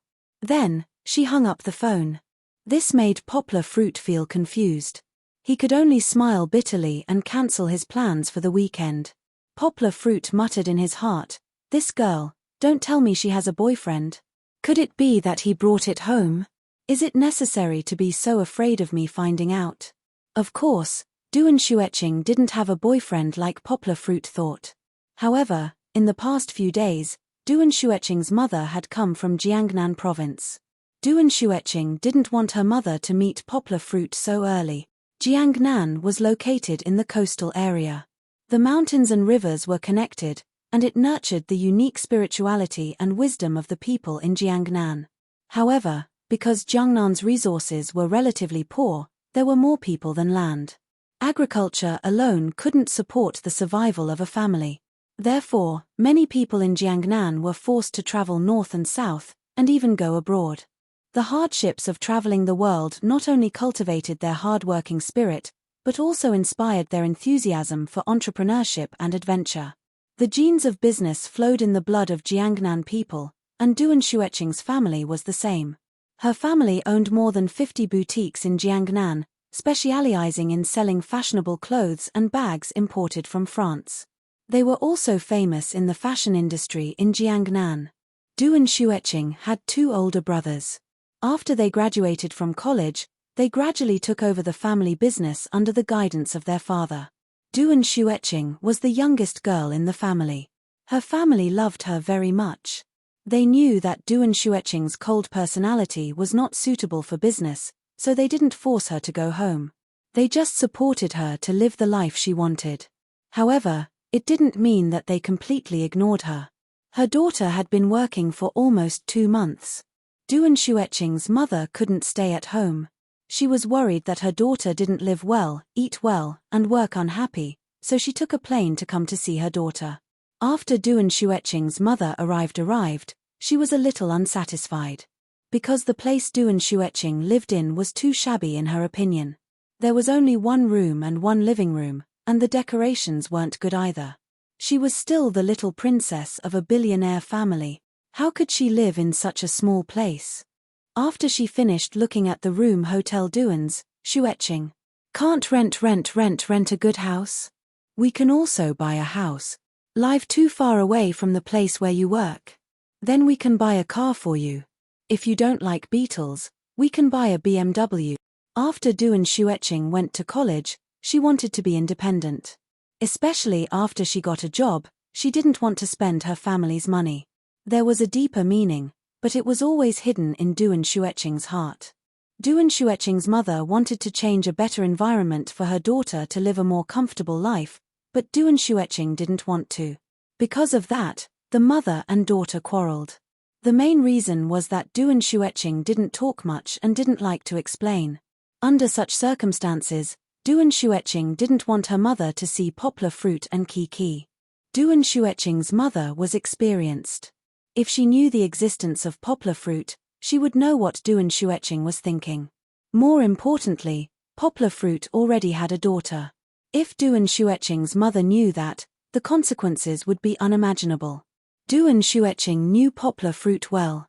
If poplar fruit heard that his mother was coming, he would definitely invite Duan Xueqing's mother to have a meal. He always thought that he was a big brother. He didn't understand a woman's mind at all. Duan Xueqing was annoyed by the quarrel with her mother. She didn't want to explain too much to poplar fruit, so she pretended to be angry and hung up the phone. She didn't want poplar fruit to come over. However, after hanging up the phone, Duan Xueqing began to worry again. What if poplar fruit misunderstood? Was it bad of me to lose my temper just now? What if he thought that I was a girl who liked to throw tantrums and hated me? Duan Xueqing hugged her knees and sat on the bed. She was full of worries. Her long hair was spread on the pillow, and the light reflected a dark luster on it.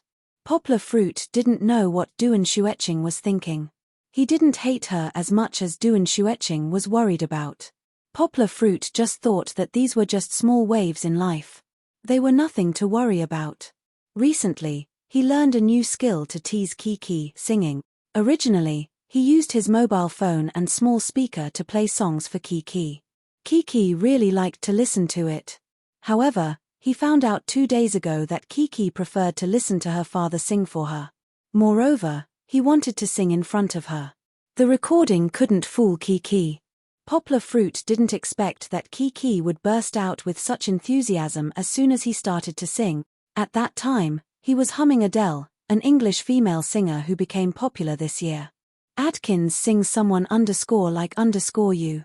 This song was just released at the beginning of this year, and it occupied the first position in the major charts.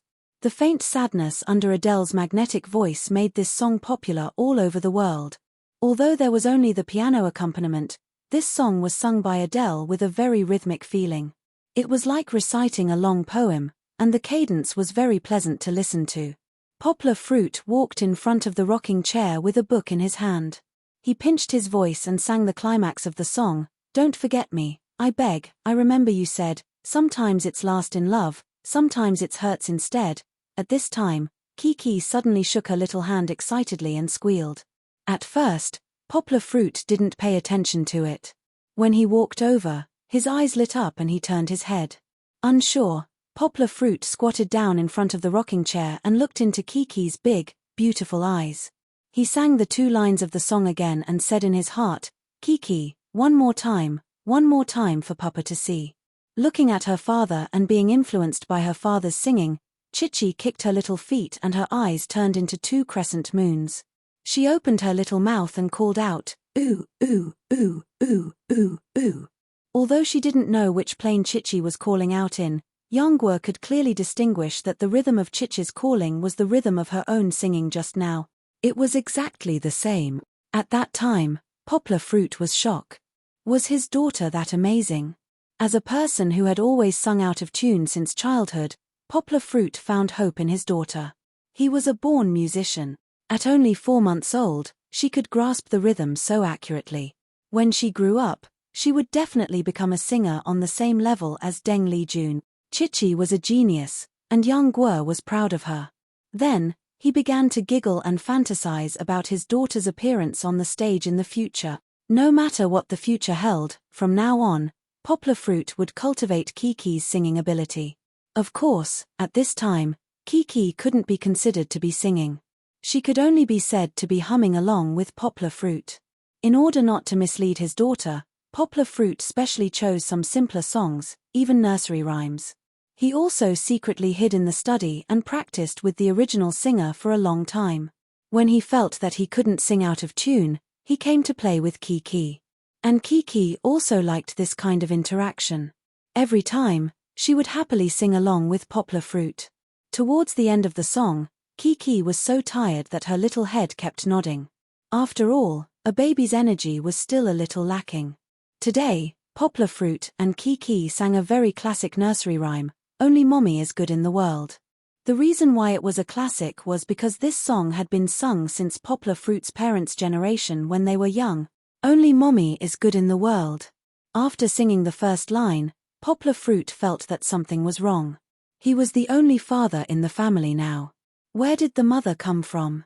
If this song was remembered by Kiki, what would he do if she didn't call him Daddy but Mommy in the future? And what if she cried and asked him for Mommy in the future when she was sensible? Yes, he couldn't sing like this. Poplar Fruit thought to himself. Kiki's long eyelashes fluttered in confusion as she looked at her father. Why did he stop singing after just one line? Don't worry. Poplar Fruit smiled as he patted Kiki's little head. The hair on her head was so comfortable to touch. He sorted out the lyrics in his heart and removed the word Mommy and replaced it with Daddy. Only Daddy is good in the world. A child with a father is like a treasure. Poplar Fruit sang 2 lines, then stopped and looked at Kiki. Aha! Kiki's eyes flashed. She pouted her little mouth and hummed, "Arth, arth, arth, well sung." Poplar Fruit smiled as he clapped his hands to give Kiki some encouragement. Now singing was a game that Poplar Fruit and Kiki played every day.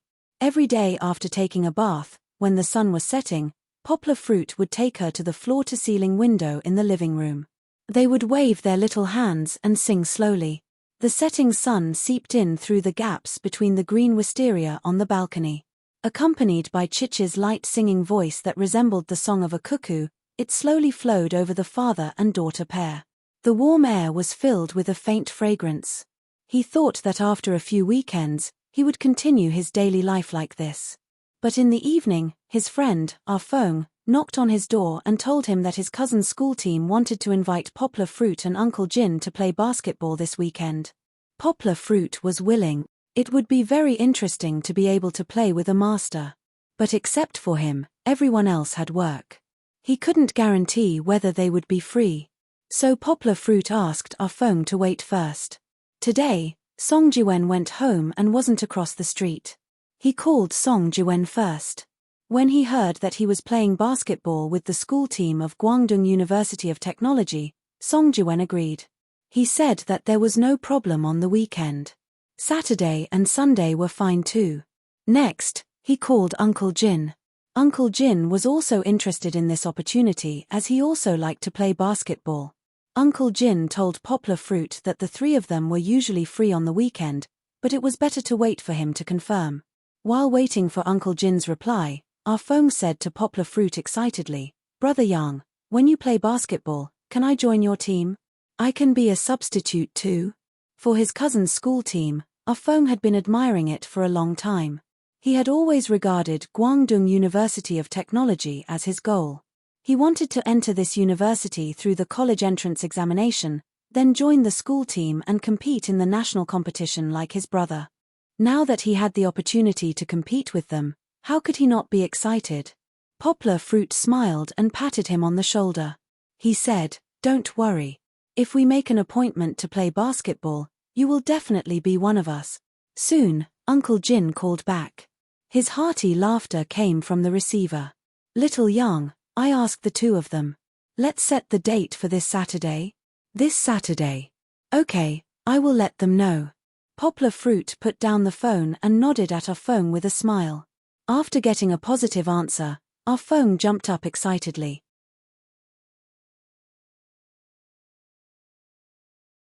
Chapter 72. Poplar Fruit made an appointment with the Guangdong University of Technology school team to play basketball. He was looking forward to the weekend. When he went out to exercise in the morning, he even brought along a basketball to play a few rounds.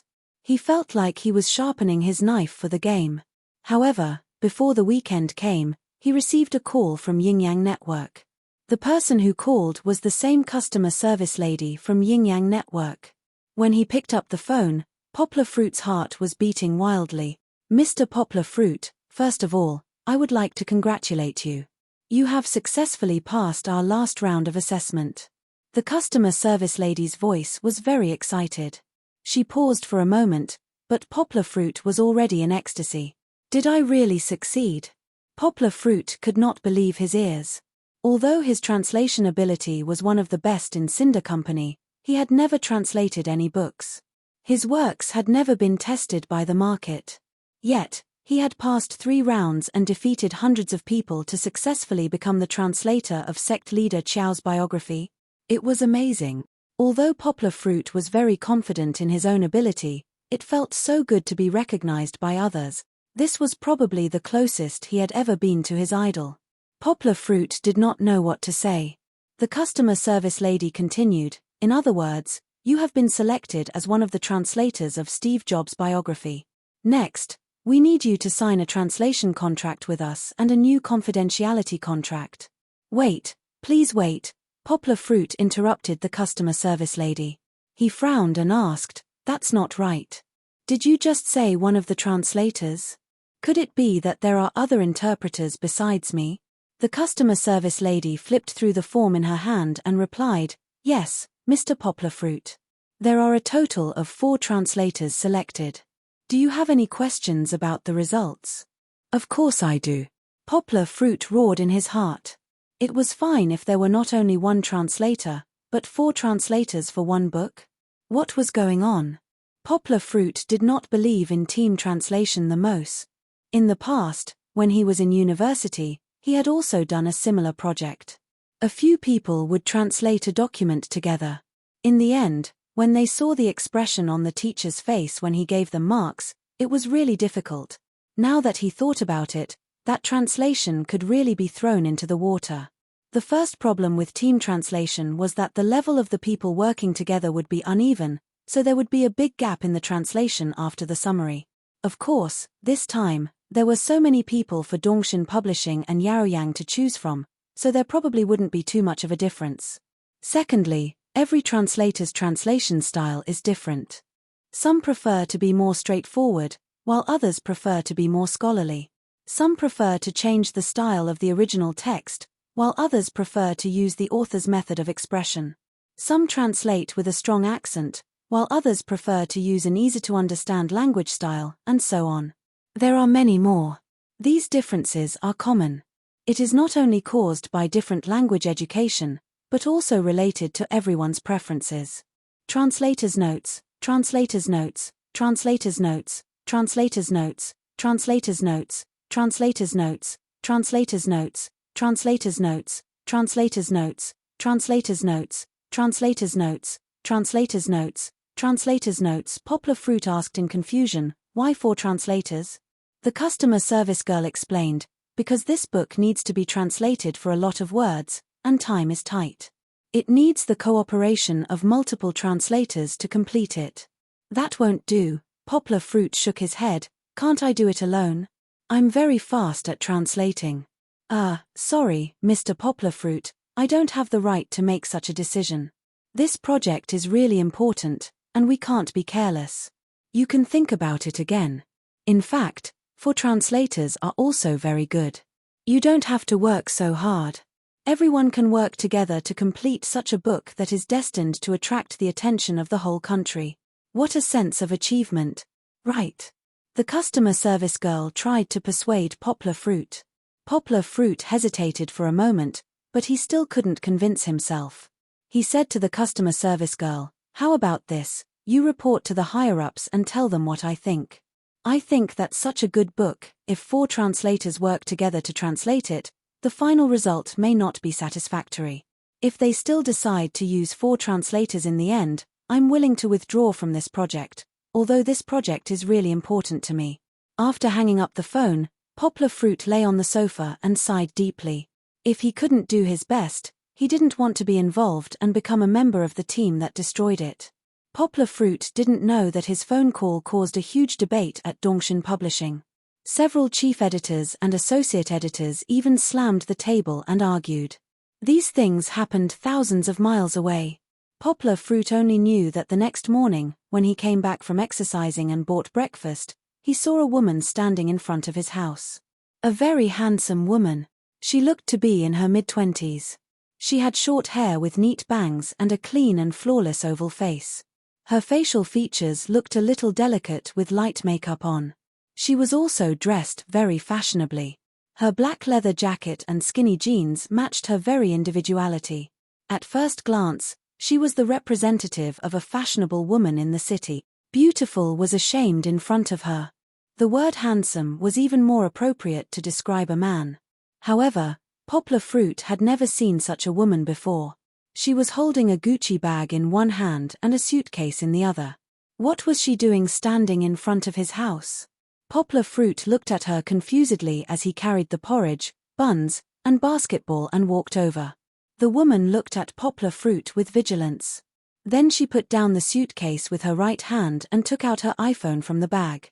She opened the screen and looked at it. "Excuse me, who are you looking for?" Poplar Fruit scratched his hair that was wet with sweat and asked. "This is Jinli District Apartment, Block 13, Room 503, right?" Her accent had a strong Beijing accent. "Yes. My home." Poplar Fruit nodded and said. "You are Poplar Fruit?" The woman compared the phone in her hand and asked. Poplar Fruit frowned. He thought, could it be that she met a salesperson? Even his name had been thoroughly investigated. But that's not right. I've never seen a salesperson with a Gucci bag. He also felt that the woman in front of him, who was not even as tall as his shoulder, was not a threat. Poplar Fruit nodded and said, "Yes, I am Poplar Fruit. May I ask who you are?" The woman's face finally relaxed. She stretched out her right hand gracefully and said, "Great, I finally found you. I am the deputy chief editor of Dongshin Publishing. My name is Zhang Yujie." Oh. It turned out that she was from Dongshin. Poplar Fruit suddenly realized. He was also surprised. He had just expressed his attitude yesterday. Why did someone come today? He looked at Zhang Yujie's right hand, smiled awkwardly and said, "Miss Zhang, let's wait a moment. You see, I have so many things now, and I am sweating all over. Let's go in and talk." Zhang Yujie smiled indifferently, then stepped back. Poplar Fruit hurried to open the door. The two of them were almost standing together. Zhang Yujie could only feel the strong masculine smell of Poplar Fruit. She blushed and stepped back quickly. Poplar Fruit opened the door and let Zhang Yujie in. He put the breakfast on the table and asked, "Miss Zhang, did you come from Beijing?" "Yes, I arrived early this morning." Zhang Yujie stood in the living room and looked at the decorations in the house. "You didn't fly here just for me, did you?" Yang Gu joked. "It's all because of you." Zhang Yujie glanced at him and said with a little dissatisfaction, "I also took the midnight flight." Well, it was true. Poplar Fruit was a little flattered. Although the woman in front of him looked a little young, according to her, she was the deputy chief editor of a publishing house. Poplar Fruit was touched by her attitude and the importance she attached to him that made a deputy chief editor fly across half of China overnight to find him. Well, of course, he was a little skeptical. This kind of thing sounded a little mysterious. Zhang Yujie turned her head and saw a little doubt in Poplar Fruit's eyes. She handed her business card to Poplar Fruit and said, "See, I didn't lie to you, right?" There was a little dissatisfaction in her tone. She was a little rude. Poplar Fruit didn't mind. He took the business card and looked at it. The card was beautifully made with golden thread.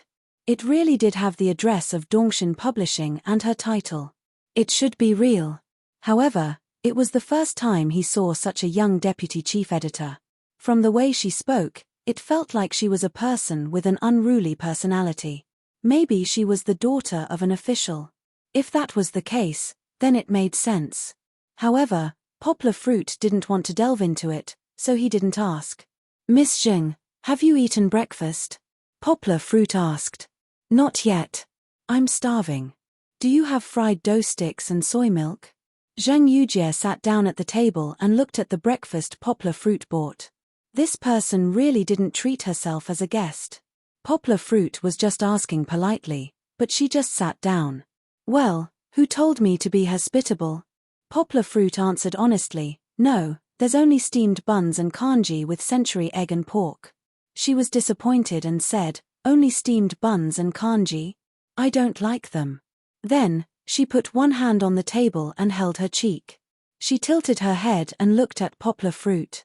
Poplar Fruit scratched his head and said, do you want me to cook noodles for you?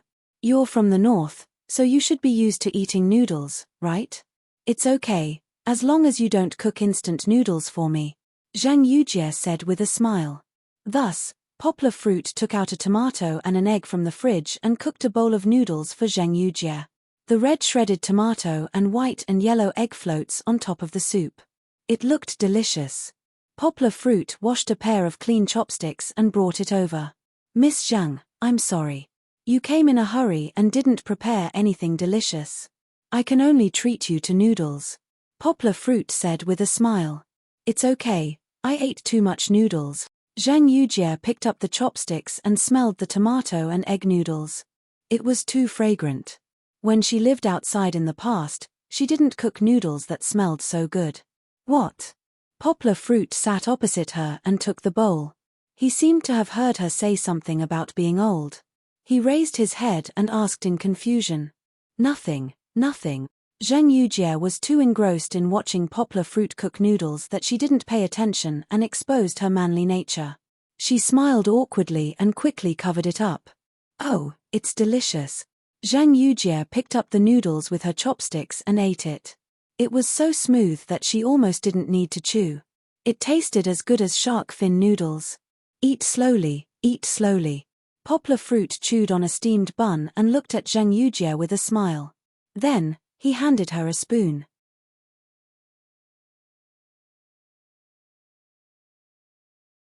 Chapter 73.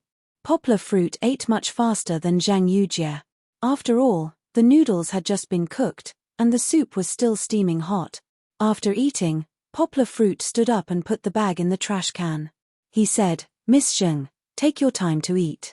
I'm going to take a shower. Zhang Yujie didn't have time to pay attention to him. She was busy devouring the food in front of her. She really didn't treat herself as a guest. Poplar Fruit scratched his head awkwardly. He couldn't do anything about her, so he went back to his room to get a change of clothes. When he came out, Poplar Fruit was still careful. He locked the door of the bedroom where Kiki was sleeping and walked into the bathroom with the key. I'm full. A few minutes later, Zhang Yujie put down the big bowl and chopsticks. Then she sat on the chair with satisfaction and sighed. It's so delicious. I didn't expect a man to have such good cooking skills. I really couldn't tell. She didn't even let go of the soup just now. The whole bowl was licked clean by her like a kitten eating food. But after a while, Zhang Yujie frowned and touched her small belly. She said to herself, oh, what should I do? I seem to have eaten too much. I must be overweight today. No, I'm going to get fat again. It's all that damn Poplar Fruit's fault. Why did he make it so delicious? After saying that, she slammed the table with hatred, as if Poplar Fruit was the culprit. Then she became discouraged and muttered, no, I can't beat him. He's so tall. It's not scientific for a southerner to look like this. I'm already 1.7 meters tall, but I only reach his chest. Recalling the masculine scent of Poplar Fruit at the door, Zhang Yujie's cheeks turned a little red. She pretended to be shy as she covered her hot cheeks and said to herself, it's not like I haven't seen a handsome guy before. Little Jie, why do you blush so easily? Suddenly, the sound of a baby crying came from the bedroom. The sound was so loud that even Zhang Yujie, who was separated by a door and a living room, could hear it clearly. Hey, what's going on? Zhang Yujie stood up in confusion and took 2 steps forward. Why is there a child's voice? Could it be a ringtone? Right away, Daddy will be here soon. Poplar Fruit's voice came from the bathroom. Bang! The bathroom door was pulled open. Poplar Fruit put on his shirt and rushed out impatiently. When he rushed through the living room, he almost collided with Zhang Yujie. Sorry. Poplar Fruit rushed into the bedroom without looking back. He turned the key and opened the door and walked in. Although it was just a glimpse, Zhang Yujie still saw Poplar Fruit's exposed upper body. His thick and powerful chest muscles and well-defined 8-pack abs almost blinded Zhang Yujie's eyes. Poplar Fruit was different from the muscular men she saw in the gym. He was not so thick and strong. When he wore clothes, people would misunderstand him as a tall scholar. His muscles were the kind that didn't show off under his clothes, but if he took them off, they were very beautiful. My daughter would be dazzled.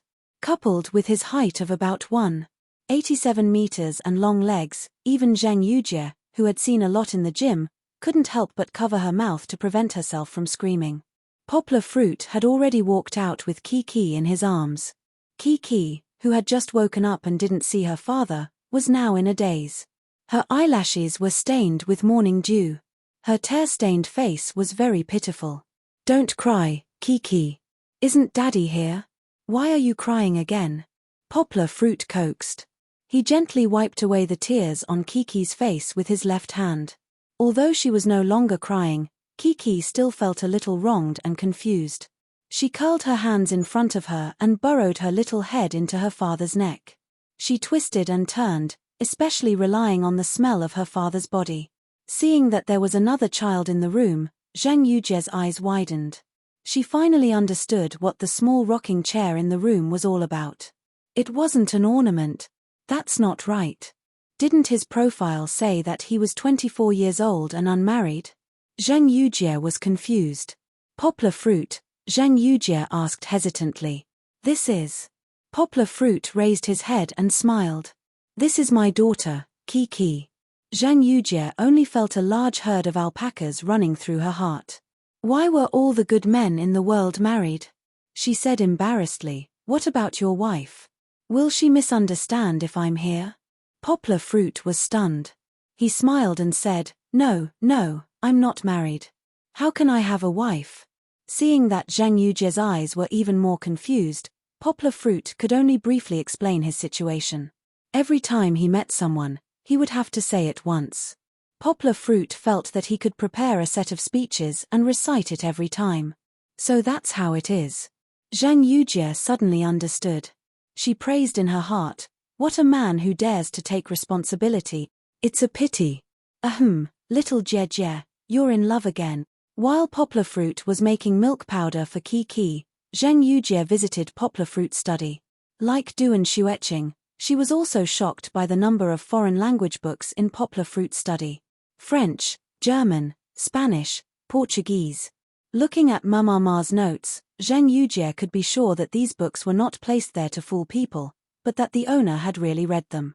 Although Zhang Yujie didn't learn languages, she had learned how difficult it was to master a foreign language when she studied English in college for the CET4 and CET6 exams.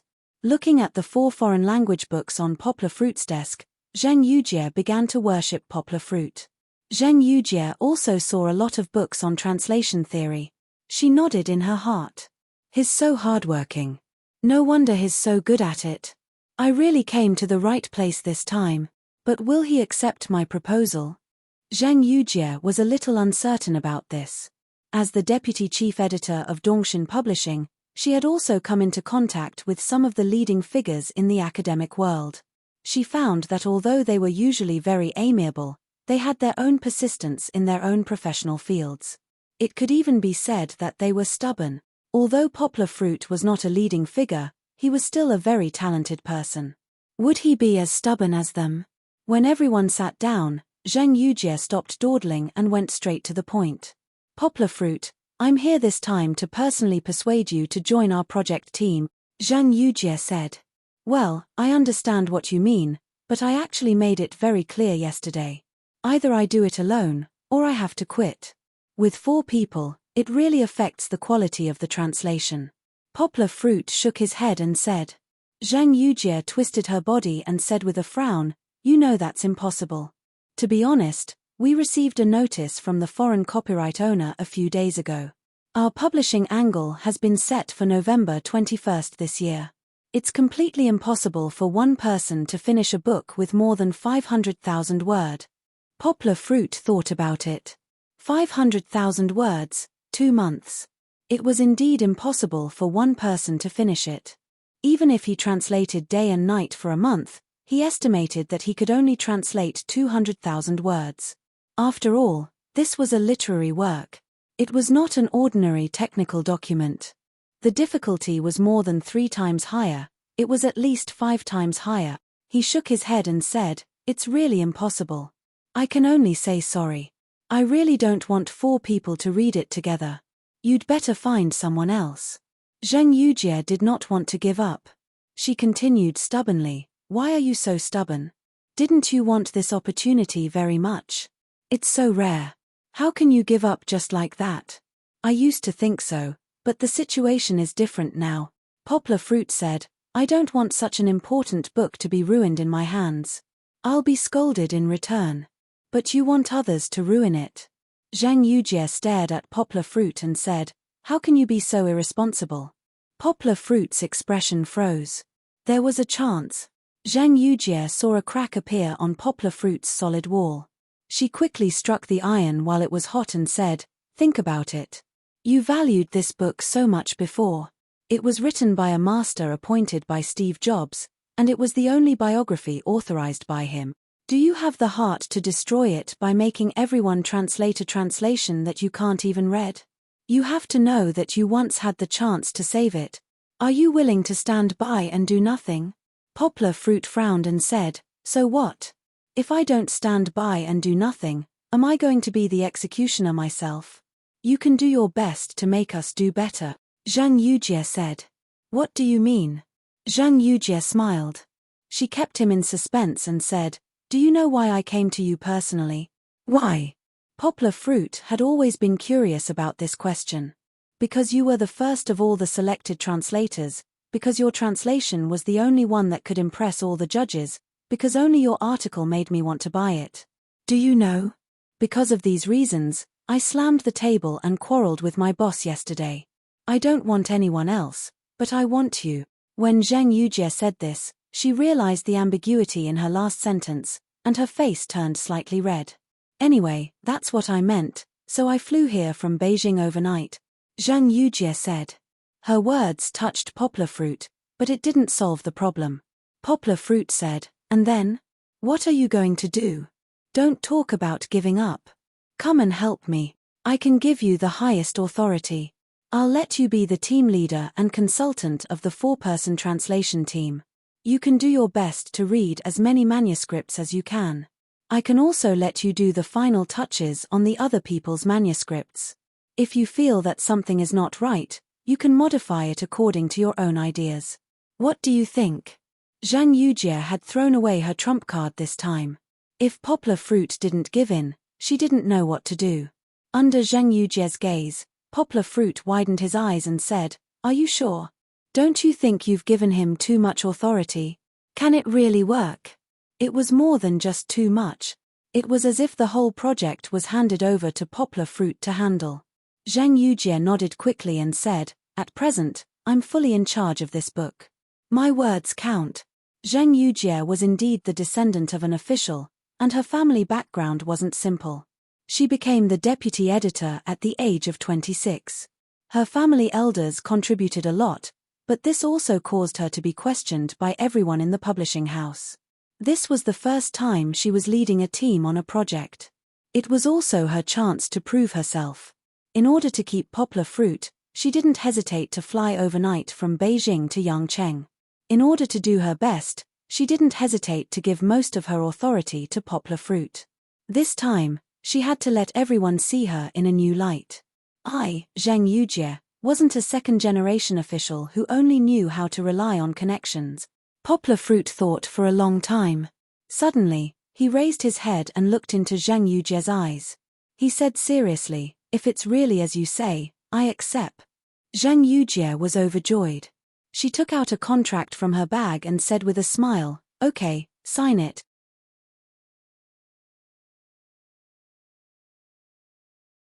Chapter 74. After signing the contract, Poplar Fruit thought that he was going to send Zheng Yujie back on the plane. He didn't expect her to stuff the contract into her bag and start playing with her phone on the sofa. Miss Zheng, aren't you in a hurry to go back? Poplar Fruit scratched his head and asked. Aya, don't call me Miss Zheng. It sounds so unfamiliar. Since we're so close, why don't you call me Yujie? Zheng Yujie turned over and looked at Poplar Fruit while lying on the sofa. Her buttocks were wrapped in jeans, showing amazing curves, round and elastic. So familiar, what do you mean by so familiar? They've only known each other for less than 2 hours. Are they familiar? Although he was cursing in his heart, Poplar Fruit could only call out honestly, Yujie, aren't you in charge of this project? Why aren't you in a hurry to go back? Yujie, what's the name? Why does it sound like Sister You? And like Sister You. Isn't that so? Hehe, no hurry. I'll go back tomorrow. When I ran out, I already made arrangements for them. Since it's the weekend, there aren't many things to do. Just treat it as a vacation. Zheng Yujie rolled her eyes and stared at Poplar Fruit's handsome face and said, Little Fruit, do you not welcome me? How could that be? Ha, ha ha. Poplar Fruit scratched his head and laughed dryly.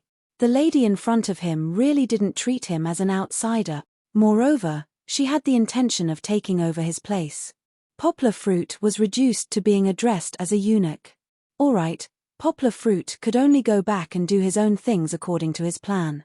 As for Zheng Yujie, she could do whatever she wanted. But not long after, Zheng Yujie followed him to Poplar Fruit's study like a shadow. She was like a curious baby, asking questions. Hey, little Guozzi, did you really learn so many languages? Hey, little Fruit, did you write all the notes in this book? Hey, little Fruit, why are you so good at reading? Did you eat some great recovery pill? Hey, little Fruit, what are you doing now? Poplar Fruit was annoyed. His mood was like the Monkey King in Journey to the West. He really wanted to get rid of this fly who was buzzing around like a monk. But he couldn't. He still had to accompany her and answer her questions. Who told him to sign a contract to sell himself to her? The world really wasn't peaceful. Yang Guo's face was covered in tears. During lunchtime, Song Jiwen's family's study. Poplar Fruit, who's that woman? He couldn't stand it anymore, so he couldn't stand it any longer. He couldn't stand to the end of it to Zheng's, who's that woman outside? Zheng's, who? After you broke up with your ex, the woman at home kept coming over. Poplar Fruit didn't know whether to laugh or cry. What's that? She's my boss. Boss, do you understand? She came from Beijing yesterday to sign a contract with me.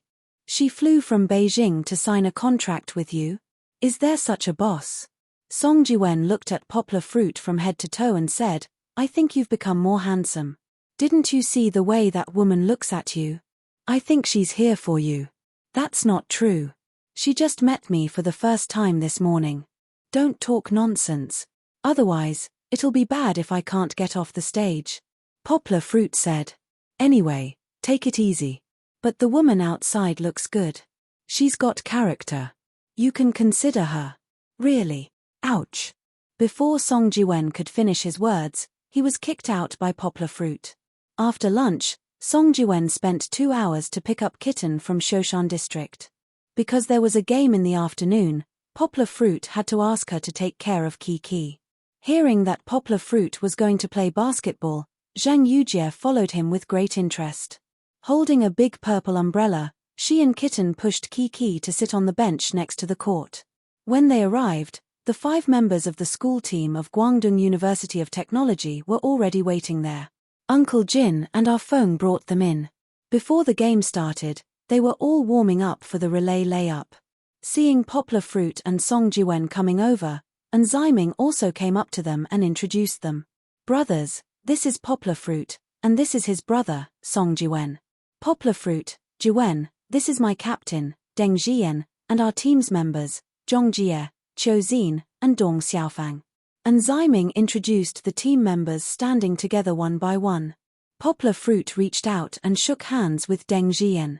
He smiled and said, Nice to meet you. Before Deng Jian could speak, Dong Xiaofang, who was a little taller than Poplar Fruit, interrupted and said, "Poplar Fruit, I heard from Brother Ming that you are very good. We must learn from each other later." Deng Jian hit him on the head and said with a smile, "You little brat, are you trying to steal my limelight?" Poplar Fruit, don't mind him.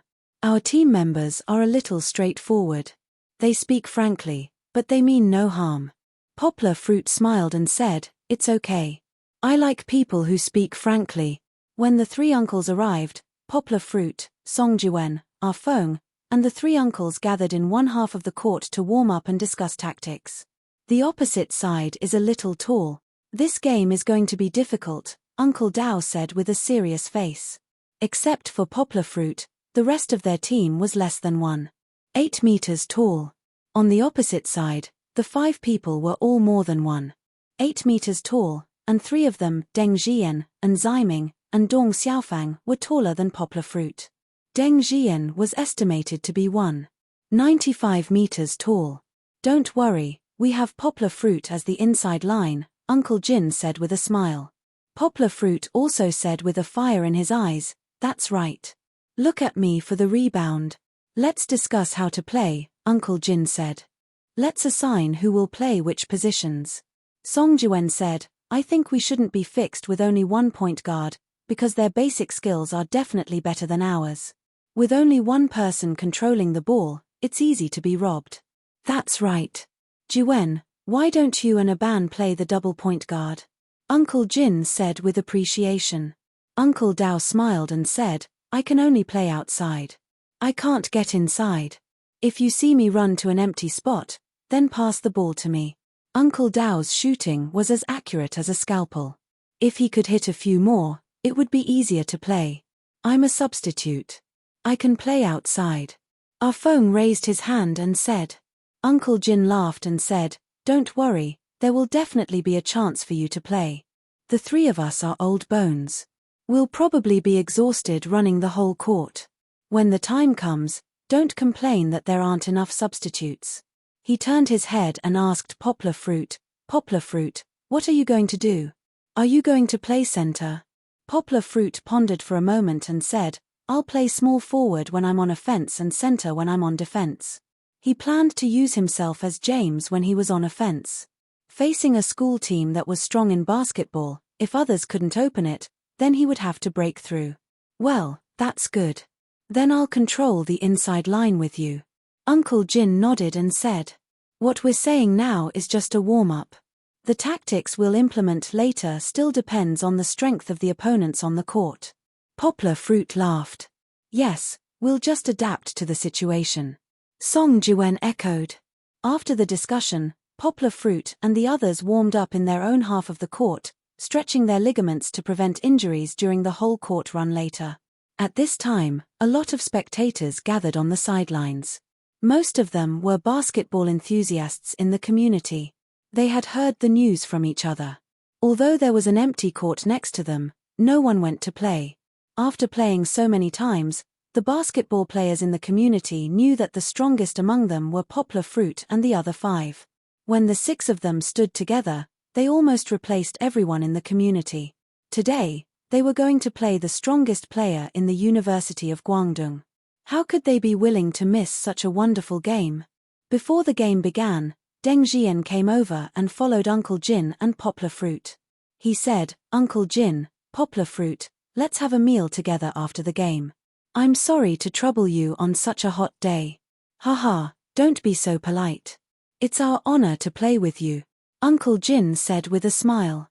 No, it's necessary to treat.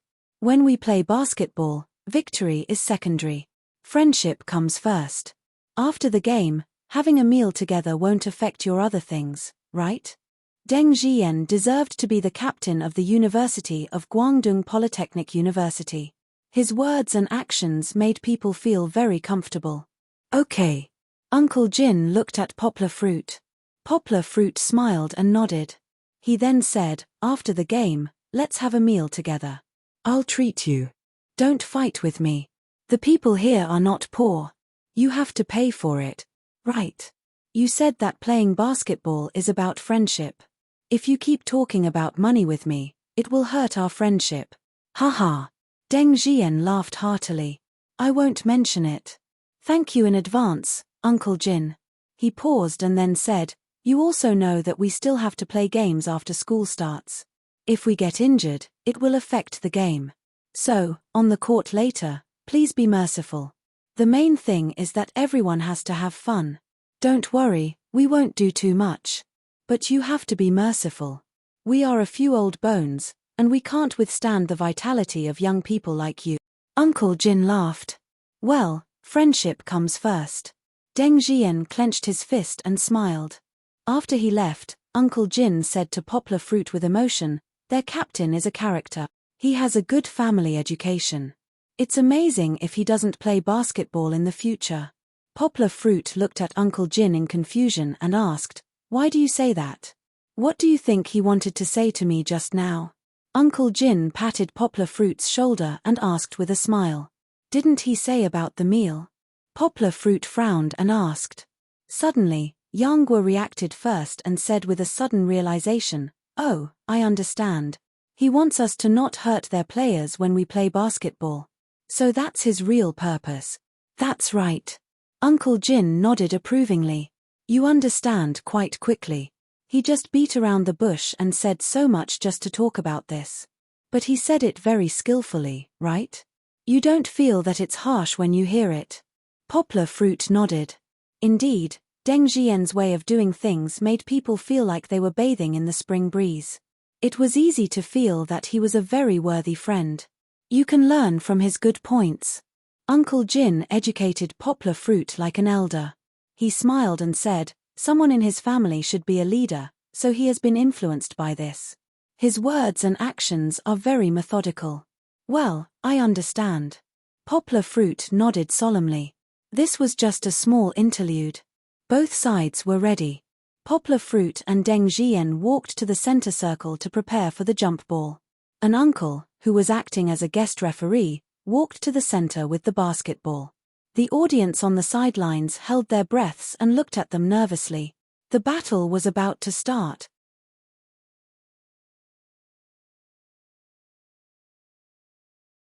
Chapter 75. Deng Jian's position on the school team was actually not the center, but the point guard. There were some players on the school team who were taller than him. However, the only center on the court, Zhong Jie, was not as tall as Poplar Fruit, so he was the one who played the jump ball. Although Poplar Fruit was half a head shorter than Deng Jian did not dare to relax at all. He had heard from Enrich about Poplar Fruit's abnormal jump.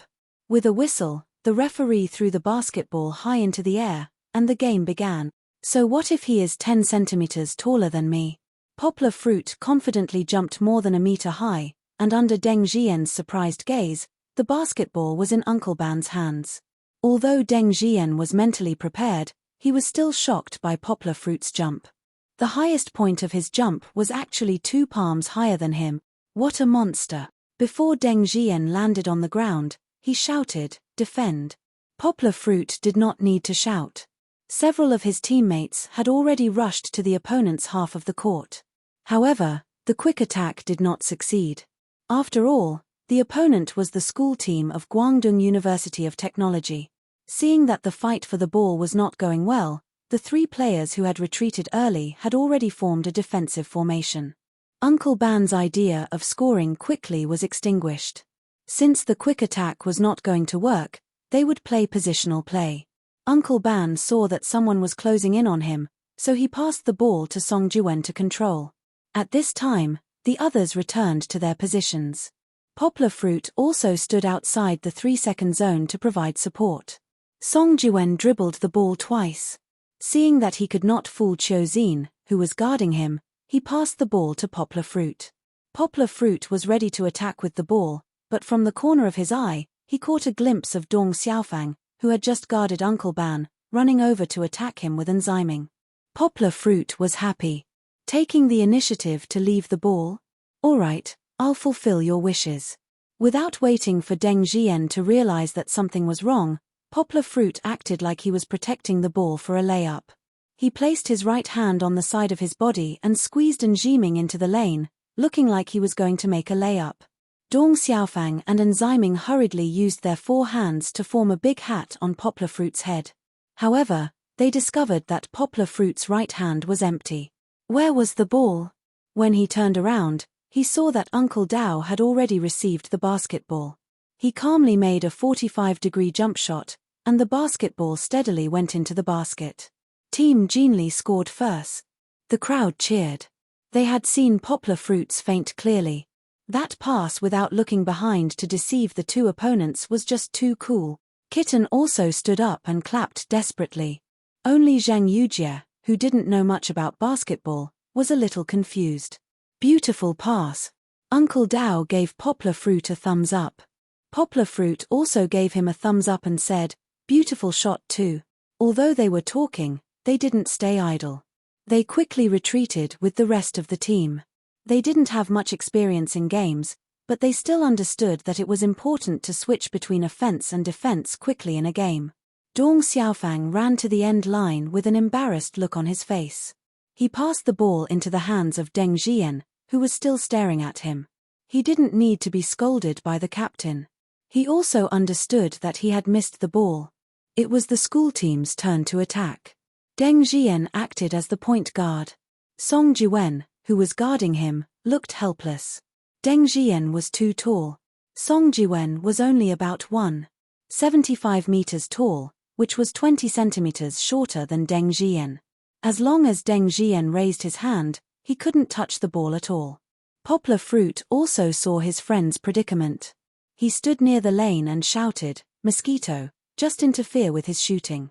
If he wants to break through, let him in."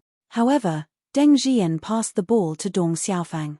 Dong Xiaofang, who was eager to make up for his mistakes, started to juggle in front of Mr. Dao. All kinds of elegant and strange dribbling movements dazzled Mr. Dao. The audience couldn't help but applaud for his opponent. Dong Xiaofang's 2 feints deceived Mr. Dao. He left Mr. Dao 2 body positions behind and then stopped for a jump shot. His shot was much more difficult than Mr. Dao's. This kind of rapid breaking and jumping up required a lot of knees. However, Dong Xiaofang was able to control these movements very well. His shot also went in. The defense wasn't good enough. They could only attack. Poplar Fruit passed the ball to Song Jiwen and then quickly ran to the opponent's half of the court. There was still no way to make a fast attack. The opponent had already retreated and stood in position. Song Jiwen was helpless against Deng Jian's defense. He had to pass the ball to Mr. Ban and let him control the ball. Then he ran with Mr. Dao. Deng Jian didn't follow. Instead, he gestured for Qiu Xin and the others to switch at any time. In a one-on-one match, their strength was generally stronger than Song Jiwen and Mr. Dao. The effect was the same no matter who was guarding. But was it really like this? In one run, Song Jiwen squeezed Dong Xiaofang and ran to an empty spot. Qiu Xin was about to switch over when he suddenly found that he hit a wall. He looked up and saw that it was Poplar Fruit. When did he run over? Even Enziming didn't notice Poplar Fruit's block. This was just the tacit understanding between Poplar Fruit and Song Jiwen after many years of playing. Mr. Ban just passed the ball over. Song Jiwen received the ball, took 2 more steps inside, and then shot. The basketball grazed the white line of the backboard and then refracted into the frame.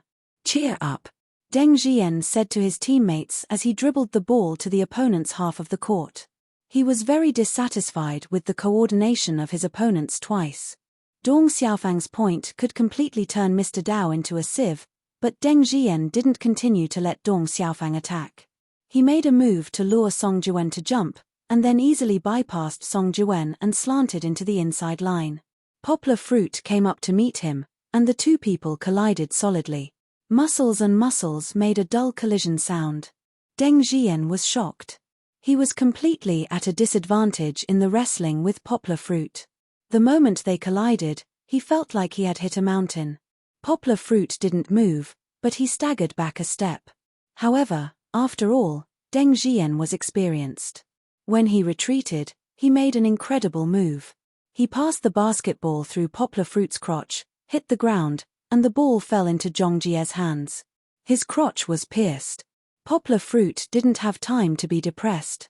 Zhong Jie, with his huge strength advantage, successfully squeezed past the community team's second inside uncle, and then scored with a hook. Poplar Fruit's team scored a lot, but it seemed that the opponents had an easier time scoring. Except for Poplar Fruit, the others were almost destroyed when they faced off. Song Jiwen and Deng Jian, needless to say, the gap was too big. Mr. Dao was up against Dong Xiaofang. Dong Xiaofang's speed and flexibility were completely unable to keep up with Uncle Dao's age. As long as Dong Xiaofang wanted to break through, Mr. Dao couldn't stop him at all. On the outside line, Mr. Ban was up against Qiu Xin. Mr. Ban wasn't the main attacker, and neither was Qiu Xin, but it seemed that Qiu Xin had a better chance of winning. After all, Mr. Ban was Poplar Fruit's weakest link. Mr. Dao was not as tall as Zhong Jie, and even his strength, which he was most proud of, was far behind. Zhong Jie was a strength maniac, and probably only Poplar Fruit could compete with him. Finally, there was Poplar Fruit and Enzyming. The two of them had fought last time. Although Poplar Fruit was better than Enzyming, his strength was only 10% or 20% higher. It seemed that it was difficult to make up for the gap created by the others. Although the score was the same now, as long as Poplar Fruit's team didn't score when they attacked, the score would definitely be pulled apart. That's right, such a situation had already happened. In a new round of attack, Mr. Dao ran out of space again, but Dong Xiaofang rushed over to interfere. Mr. Dao couldn't shoot, and Poplar Fruit, who had just run outside to block, couldn't get the rebound. When it came to defense, the community team couldn't stop Mr. Dao at all. Mr. Dao was shaken off by Dong Xiaofang again, and again, he made a jump shot, and the community team fell behind by 2 points. In another round, Mr. Dao couldn't get the hook under the basket with Poplar Fruit's help to block Zhong Jie. Poplar Fruit got the rebound, but when he passed to the outside, he made a mistake. Dong Xiaofang appeared like lightning and intercepted Poplar Fruit's pass. They immediately attacked quickly. Deng Jian, who was far ahead, received a long pass from Dong Xiaofang. After crossing the free throw line, he took 3 steps, jumped high, and dunked with both hands. Song Jiwen couldn't keep up with Deng Jian's footsteps. He could only watch from behind as his clothes fluttered in the air. Although it was someone else who scored, Deng Jian's domineering dunk with both hands was too explosive. Suddenly, it ignited the enthusiasm of both the court and the audience, and all of them applauded. Even Poplar Fruit couldn't help but sigh. The opponent's morale was completely stimulated by this dunk. Sure enough, in the next 5 minutes, Poplar Fruit's team was almost beaten to the point that they couldn't fight back. Except for Poplar Fruit, the other 4 were all beaten into sieves. On the offensive side, except for Mr. Dao, who made a 2-point shot, and Poplar Fruit, who made a 3-point shot during the fast attack, the others were all silenced. This included Mr. Dao, mainly because Dong Xiaofang interfered with him too much. He was the kind of player who could score when no one was guarding him, and he could only rely on luck when there was someone guarding him. With interference, it was normal that he couldn't score. With a score of 20-9, Poplar Fruit's team had to call for a timeout. Although there were less than 3 minutes before half-time, they played 2 10-minute first and second halves. They couldn't be bombarded like this. If it went on like this, they would directly surrender without playing in the second half. Off the court, Feng politely handed them towels and mineral water. Mr. Ban, who was desperately drinking water, suddenly said, "Feng, you can play for me later." Everyone looked at Uncle Ban in surprise. He smiled and explained while panting, "Our Feng is better than me. With him around, you guys will have an extra point to score goals. Besides, I'm tired from running around just now. I'm old, and I can't take it after playing for so long." He and Song Jiwen could be said to be the 2 most tired people on the court. Every time they retreated, because they were on the outside, in order to not let the opponent's fast attack, they had to rush back to their positions desperately. When they attacked, they also had to spend energy to control the ball. After all, Song Jiwen was young and could still hold on, but Mr. Ban looked at him sweating like rain. He really couldn't hold on for long. Mr. Dao nodded and said, "Okay, Mr. Ban, you can take a break off the court now. In the second half, we'll probably have to replace you when we're tired." Mr. Dao said, "Feng, come up. Why don't you let Feng defend against their Dong Xiaofang?" Feng's footsteps are faster, and he'll probably defend better than me. It shouldn't be a problem for me to defend against that Qiuzin. Feng agreed. That's a good suggestion. Let's do it. Mr. Dao then turned his head and said, Xiao Yang, you see the situation later. If there's no particularly good opportunity, don't pass the ball when you're attacking. You can play as much as possible. As you can see, on our side, probably only you can open it.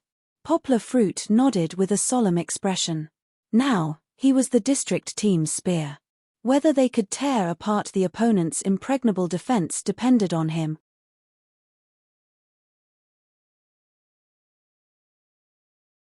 Chapter 76.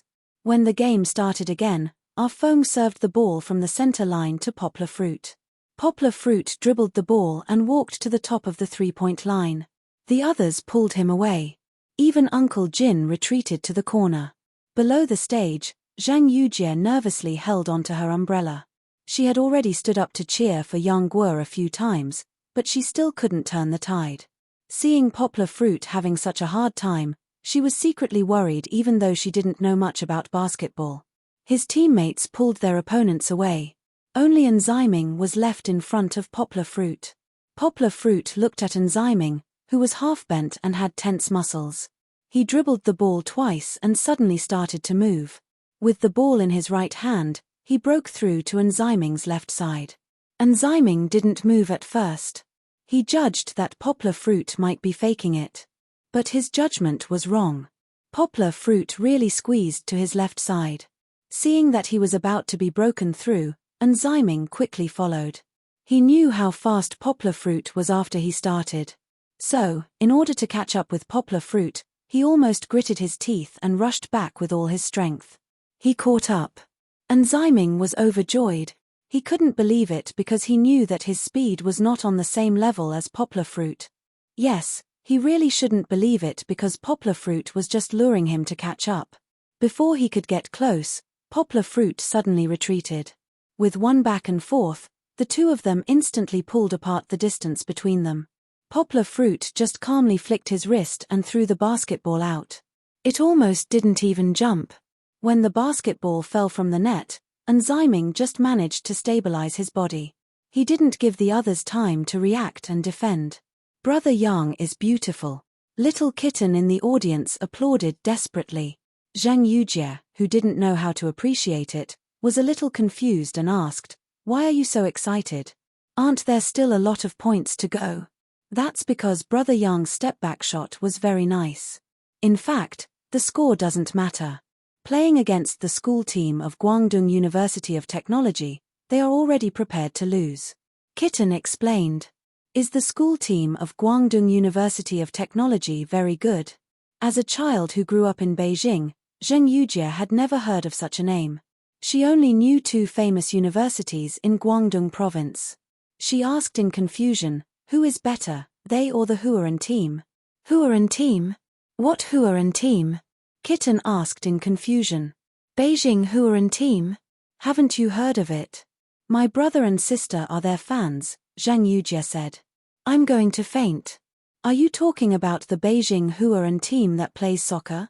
Kitten patted his forehead exaggeratedly and asked speechlessly. A soccer player? Heh, all right. Let's watch the match. Zhang Yujie laughed awkwardly and quickly changed the topic. While they were talking, the school team made another attack. Their captain passed the ball to Dong Xiaofang. This time, Dong Xiaofang encountered Feng, who was guarding him closely. Although Feng was not as tall as Dong Xiaofang, his body was very close to Dong Xiaofang. This made Dong Xiaofang, who didn't like physical contact, very uncomfortable. After trying twice to turn around, Dong Xiaofang had to pass the ball to Enrich, who stretched out his hand for the ball. Just now, Enrich let Poplar Fruit score, and he was ready to return the ball. However, he was still the same as before. He couldn't squeeze past the seemingly thin but powerful Poplar Fruit. In the end, he reluctantly made a move. Under the interference of Poplar Fruit, he actually scored. Poplar Fruit looked at his finger gloomily. Just now, his middle finger touched the basketball and changed the original trajectory of the ball. The ball rolled into the basket so beautifully. Maybe if he didn't touch it, it wouldn't have been able to get in, but it was useless to be upset. This time, Poplar Fruit received the ball and began to charge like a madman in the half-court. Enrich, who was still standing on the ground, was forcefully squeezed past by Poplar Fruit. In the end, Poplar Fruit knocked away Deng Jian, who came up to fill in the defense and did a layup. The difference was reduced to 9 points again. Deng Jian rubbed his chest and looked at Enrich helplessly. He was 195 meters tall and weighed 120 kilograms, but he was easily knocked away by Poplar Fruit. Deng Jian looked as if nothing had happened after he landed, but Enrich's chest was in pain. Deng Jian took the ball, shook his head and said, "You're right. This is simply inhuman strength. I wonder who's stronger, Master Ji or him? It's probably enough. Master Ji doesn't give me as much pressure as him." Enrich finished and ran to the opposite side. Deng Jian still didn't attack. He passed the ball to Qiuzin. Qiuzin passed the ball to Zhongjie, but Poplar Fruit quickly stood nearby. As long as Zhongjie dared to attack, Poplar Fruit dared to give him a big hat. Under Poplar Fruit's covetous gaze, Zhongjie passed the ball again. Dong Xiaofang received the ball and shot, but he didn't make the shot. Poplar Fruit grabbed the rebound. This was a good opportunity to chase after points. It was too late to attack quickly. The opponent was at a disadvantage in the previous round. This time, they retreated very quickly. However, Poplar Fruit still attacked unreasonably with the ball. This time, he chose Dong Xiaofang as the breakthrough point.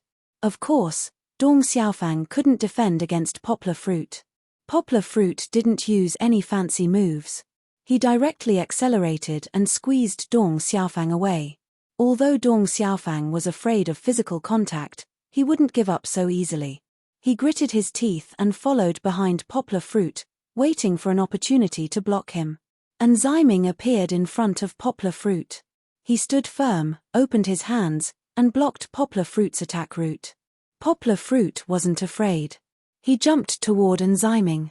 Enrich also jumped. His hands interfered in front of Poplar Fruit's eyes. In order to block Poplar Fruit, Dong Xiaofang also jumped high. His right hand reached above Poplar Fruit's head. Poplar Fruit raised his hand, but the ball was gone. Enrich and Dong Xiaofang were stunned. "Where's the ball?" "Right, where's the ball?" Wasn't Poplar Fruit holding it? No, the ball was now in the hands of our Feng, who was 2 meters behind Dong Xiaofang. Deng Jian saw it clearly. When Poplar Fruit jumped, his right hand passed the ball to his left hand. His right hand was still raised, but his left hand threw the ball out from under his crotch. Poplar Fruit knew that Dong Xiaofang also jumped, so the ball bounced under Dong Xiaofang's feet and fell into our Feng's hands. Although Deng Jian saw it clearly, he didn't have time to defend. He was too far away. Although it was a bit unbelievable for Feng to get the ball, he quickly reacted and decisively shot the ball. The ball steadily went into the basket. 22-15. The difference was reduced to 7 points. Poplar Fruit is really strong. Deng Jian finally recognized Poplar Fruit's strength. He knew that if he was the one handling the ball, he wouldn't be able to do it as well as Poplar Fruit. Yang Guo had caught on to Dong Xiaofang's mentality from the start and purposely lured him into a trap. This wasn't difficult, but the difficult part was Yang Guo's pass. How did he do it with his back facing them without looking? How was he able to pass through 2 people's crotches in the air? Furthermore, how was he able to pass to his teammate so accurately? Could it be that his vision was so wide? That's right. Poplar Fruit's vision was wider than most people. When he jumped, he saw our Feng's position. When he jumped, he had simulated the 3D image of the 4 of them in his mind. Then, he judged the angle and strength of his shot based on this. To be able to do it so accurately, it wasn't a fluke. The first half ended quickly, and there was a 5-minute break. Poplar Fruit and the others quickly went to the sidelines to drink water. As for the school team, Uncle Jin had asked someone to buy a box of water before entering. They didn't need to be told, as they also needed to take a break. At this time, the restless Zhang Yujie came up and patted Poplar Fruit's shoulder. She wiped the sweat off her hand, But she didn't care. She said loudly, "Little poplar fruit, you played well just now. I think highly of you. Good luck." Poplar fruit didn't know whether to laugh or cry. He looked at her and didn't know what to say. He could only ask her, "Do you guys want to drink water?" After saying that, he handed 2 bottles of water to her. Zheng Yujie didn't hesitate. She took one bottle and pointed to the other bottle. "Open it for me." Poplar fruit unscrewed the cap for her. She took a sip and said, "Well, not bad. The weather is too hot. I'm so thirsty sitting there." At this time, Uncle Jin came up and smiled. "Little Yang, this is?" Zhang Yujie said first, "I'm his boss. It's nice to meet everyone." Her aura overshadowed Poplar Fruit's, but if one didn't listen to what she said, one might think that she was declaring Poplar Fruit's sovereignty. Poplar Fruit smiled bitterly and said, "When did you become my boss?" Although he did use the word boss when he introduced Zhang Yujie to Song Jiwen, in his heart, he didn't think of her as a boss. And strictly speaking, they only had a temporary contractual relationship. She couldn't be considered a boss yet. Zhang Yujie was just a small interlude. 5 minutes passed quickly, and the second half began. Since the score was getting closer, Deng Jian did not plan to make a move. After half the court, he passed the ball to Enziming. This time, he mainly wanted to let his team members get some training. If he made a move and the score difference was too big, this game would be meaningless. Enziming practiced cross-dribbling in front of Poplar Fruit, but Poplar Fruit didn't move, so he didn't force Poplar Fruit and transferred the ball to Qiuzin. Qiuzin didn't feel much pressure facing Uncle Dao's defense. It was just that his shooting wasn't good. He missed a mid-range shot before, so he was just making passes for others. This time, Uncle Dao's defense was a little lax, and Qiuzin seized the opportunity. He changed directions and bypassed Uncle Dao, and Uncle Jin, the last line of defense, was also firmly blocked by Zhong Jie. Seeing him drive in, he stood up easily and flipped his left wrist. The basketball flew to the basket. Got it. Qiuzin was happy. At this time, his eyelids suddenly twitched. A huge shadow flew from the right side. Poplar Fruit got rid of Enziming and jumped high. Before the basketball flew to the highest point, Poplar Fruit slapped it away. Qiuzin was shocked. Poplar Fruit could jump so high? In the past, except for a few professional players, only the captain had reached this height. But wasn't Poplar Fruit 10 centimeters shorter than the captain? The basketball was slapped out, but it didn't fly directly out of the court. Instead, it was picked up by Uncle Dao. Deng Jian shouted, "Return to defend." They immediately ran to their own half of the court, not giving Poplar Fruit a chance to make a quick attack. This was the tactical quality of Guangdong's top university team. Since this was the case, Poplar Fruit still held the ball and attacked. But this time, he encountered the opposite side's tight defense. Enziming followed Poplar Fruit closely, and Dong Xiaofang was waiting nearby. Qiuzin switched to guard against Afeng, and Deng Jian stood between Song Jiwen and Uncle Dao. He was tall and had long arms. No matter who received the ball, he could defend in time. What to do? If he attacked, he was bound to be attacked by Enziming and Dong Xiaofang. If he passed the ball, his teammates had no chance to score, and it was very likely that they would lose the ball. Poplar Fruit was in a dilemma.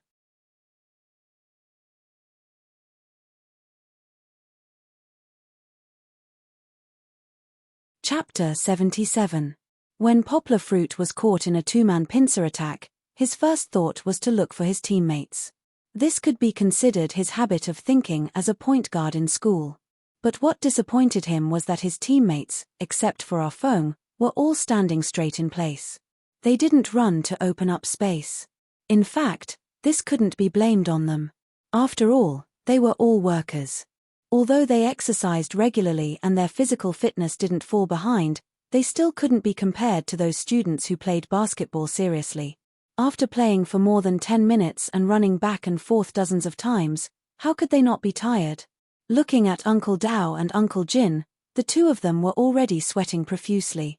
Their hands were on their knees as they gasped for breath. It looked like they couldn't attack anymore. Even Song Jiwen, who had just left school for a little over a year, was sweating profusely. In order to conserve a bit of energy for defense, he did not hesitate to stand at a position close to the center of the three-point line at a 45-degree angle. Although our foe was still very energetic, he was followed closely by Qiu Xin like a sticky candy. He couldn't get rid of him. If he was given a one-on-one, he probably wouldn't stand a chance. Attack by himself? This wasn't easy. Currently, the opponent was in a two-man pincer attack. Even if he could really break through these two people, Zhong Jie would definitely make up for it. Then, as long as he held him back, he would be trapped in a three-man pincer attack. What should I do? Poplar Fruit dribbled the ball and stood outside the three-point line thinking. And Ximing, who was closest to him, stood inside the three-point line, about a step away from the free-throw line. Poplar Fruit's eyes lit up. He suddenly took a step back and jumped when he was still 2 steps away from the three-point line. And Ximing was shocked and rushed to jump over, but he was at least 1 meter away from Poplar Fruit. He stretched out his right hand, but he couldn't even reach Poplar Fruit's face. Poplar Fruit's wrist flicked gently. The basketball drew a beautiful parabola and went into the basket. Poplar Fruit's super long three-point shot. He could even enter like this. Dong Xiaofang felt a little incredulous. His three-point shot could be said to be the best among the 5 members of the school team. Even if it was him, if he suddenly shot while standing 2 steps away from the three-point line, he was sure that he would miss in such a hurry. Yang Guo, on the other hand, was very confident in his long-range three-point shot. He knew that his wrist strength was very strong. This distance wasn't difficult for him. His shooting sense was even more accurate than normal people's. It was as if he already knew what kind of angle and what kind of strength he should use when he took off. With this kind of talent, which was obtained through cultivation, Poplar Fruit was very confident that he could shoot the ball from any position within the center line without anyone guarding him. Deng Jian couldn't sit still any longer. Friendship was the most important thing, and winning or losing wasn't important. However, if he didn't do anything when he was leading by 11 points, then he would be playing with fire. This time, he didn't pass the ball. Instead, he held the ball and shook it a little. He pointed at Song Jiwen, then took a step to the left and easily hit the mid-range shot. The gap was once again widened to 6 points. Poplar Fruit had a headache because it was too easy for the opponent to score. The small district team's defense was full of holes. Even if he was a god, it was impossible for him to take care of every position. Every time he attacked, he had to put in a lot of effort. He had to fight a battle of wits and courage with a few of the opposing defenders. Even the physical confrontation was very intense. Only then could he barely score a few points.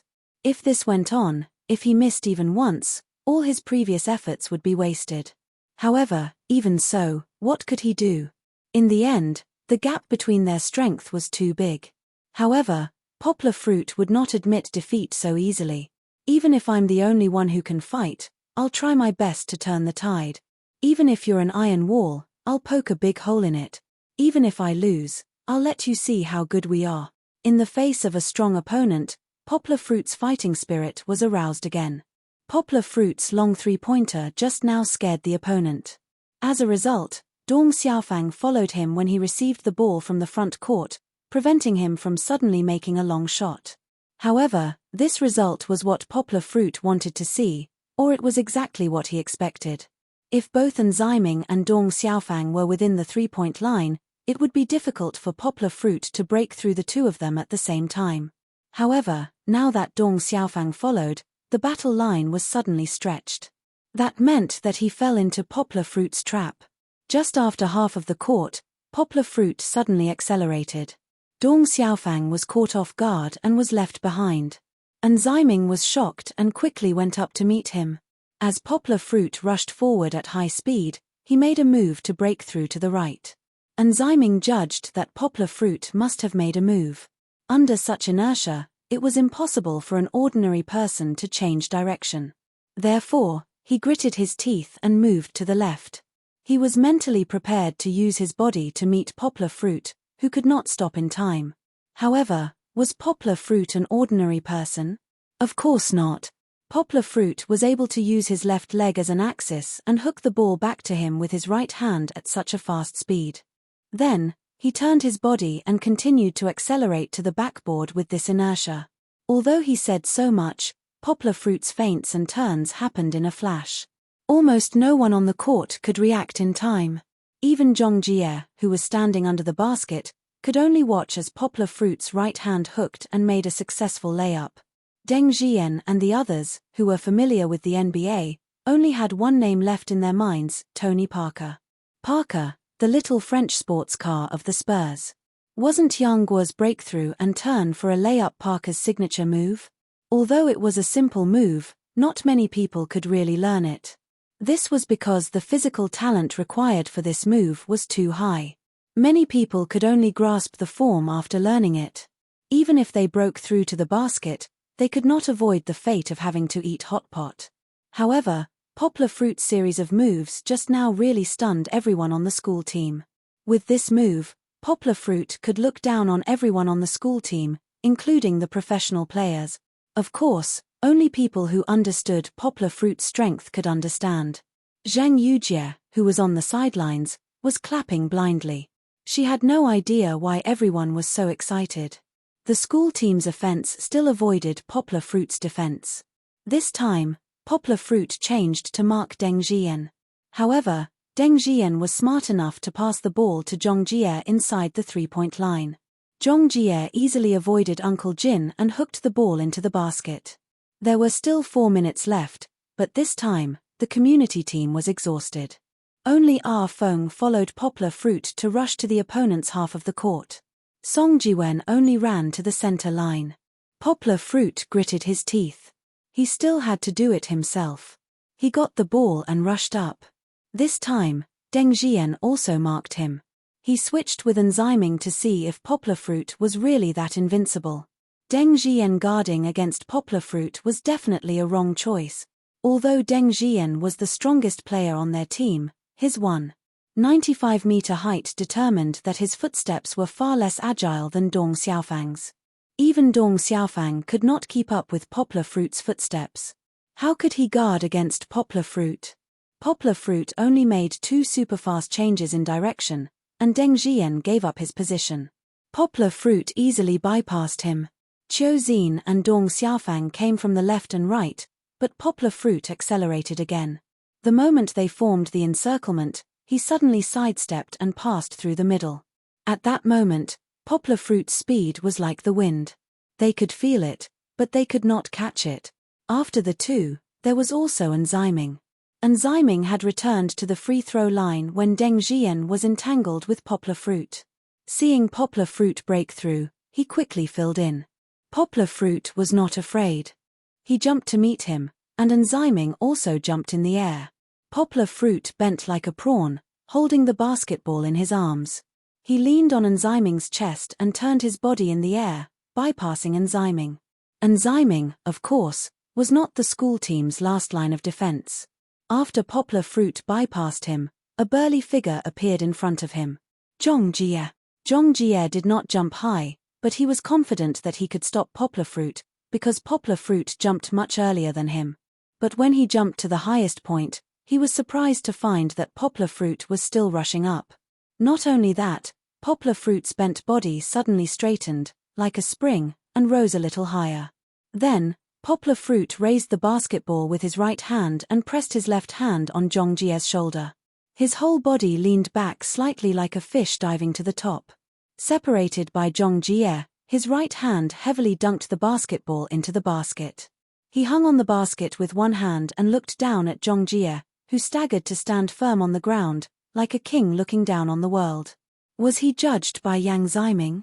Zhong Jie's face was incredulous, but he was shocked beyond words. This kind of situation had never happened in the school team. He now felt powerless in front of Poplar Fruit. He was too strong. The one who felt it the most was Enzyming, who was lucky not to have been selected by Yang Guo.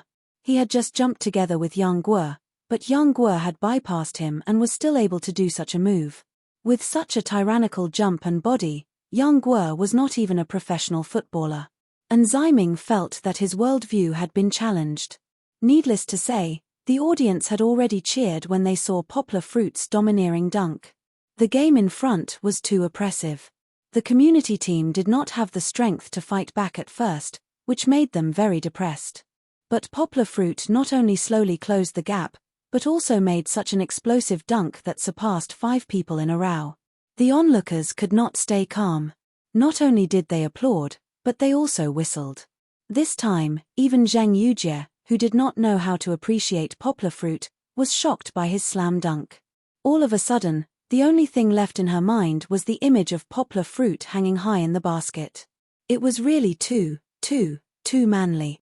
Zheng Yujie's eyes were now full of little stars. Her estrogen was secreted to the extreme. She could not wait to pull down the handsome and domineering man on the court immediately. Although the game still had more than 2 minutes to end, the result was already very obvious. Although Poplar Fruit was invincible when attacking, they could not stop the school team's attack at all. The two sides could only fight a tug-of-war. In the end, the gap remained at 4 points. In the next 2 defenses, they saw the power of the captain of Guangdong University of Technology school team. Maybe he was inspired by Poplar Fruit's dunk. With Enzyming's help, Deng Jian completed a 2-handed split dunk with an alley-oop relay and a self-steal dunk. Both plays were very cool and bloody. Although it was not as wonderful as Poplar Fruit's slam dunk that surpassed 5 people in a row, the onlookers in Jinli community were not stingy with their applause. Although they lost the game, as said at the beginning, winning or losing was not important.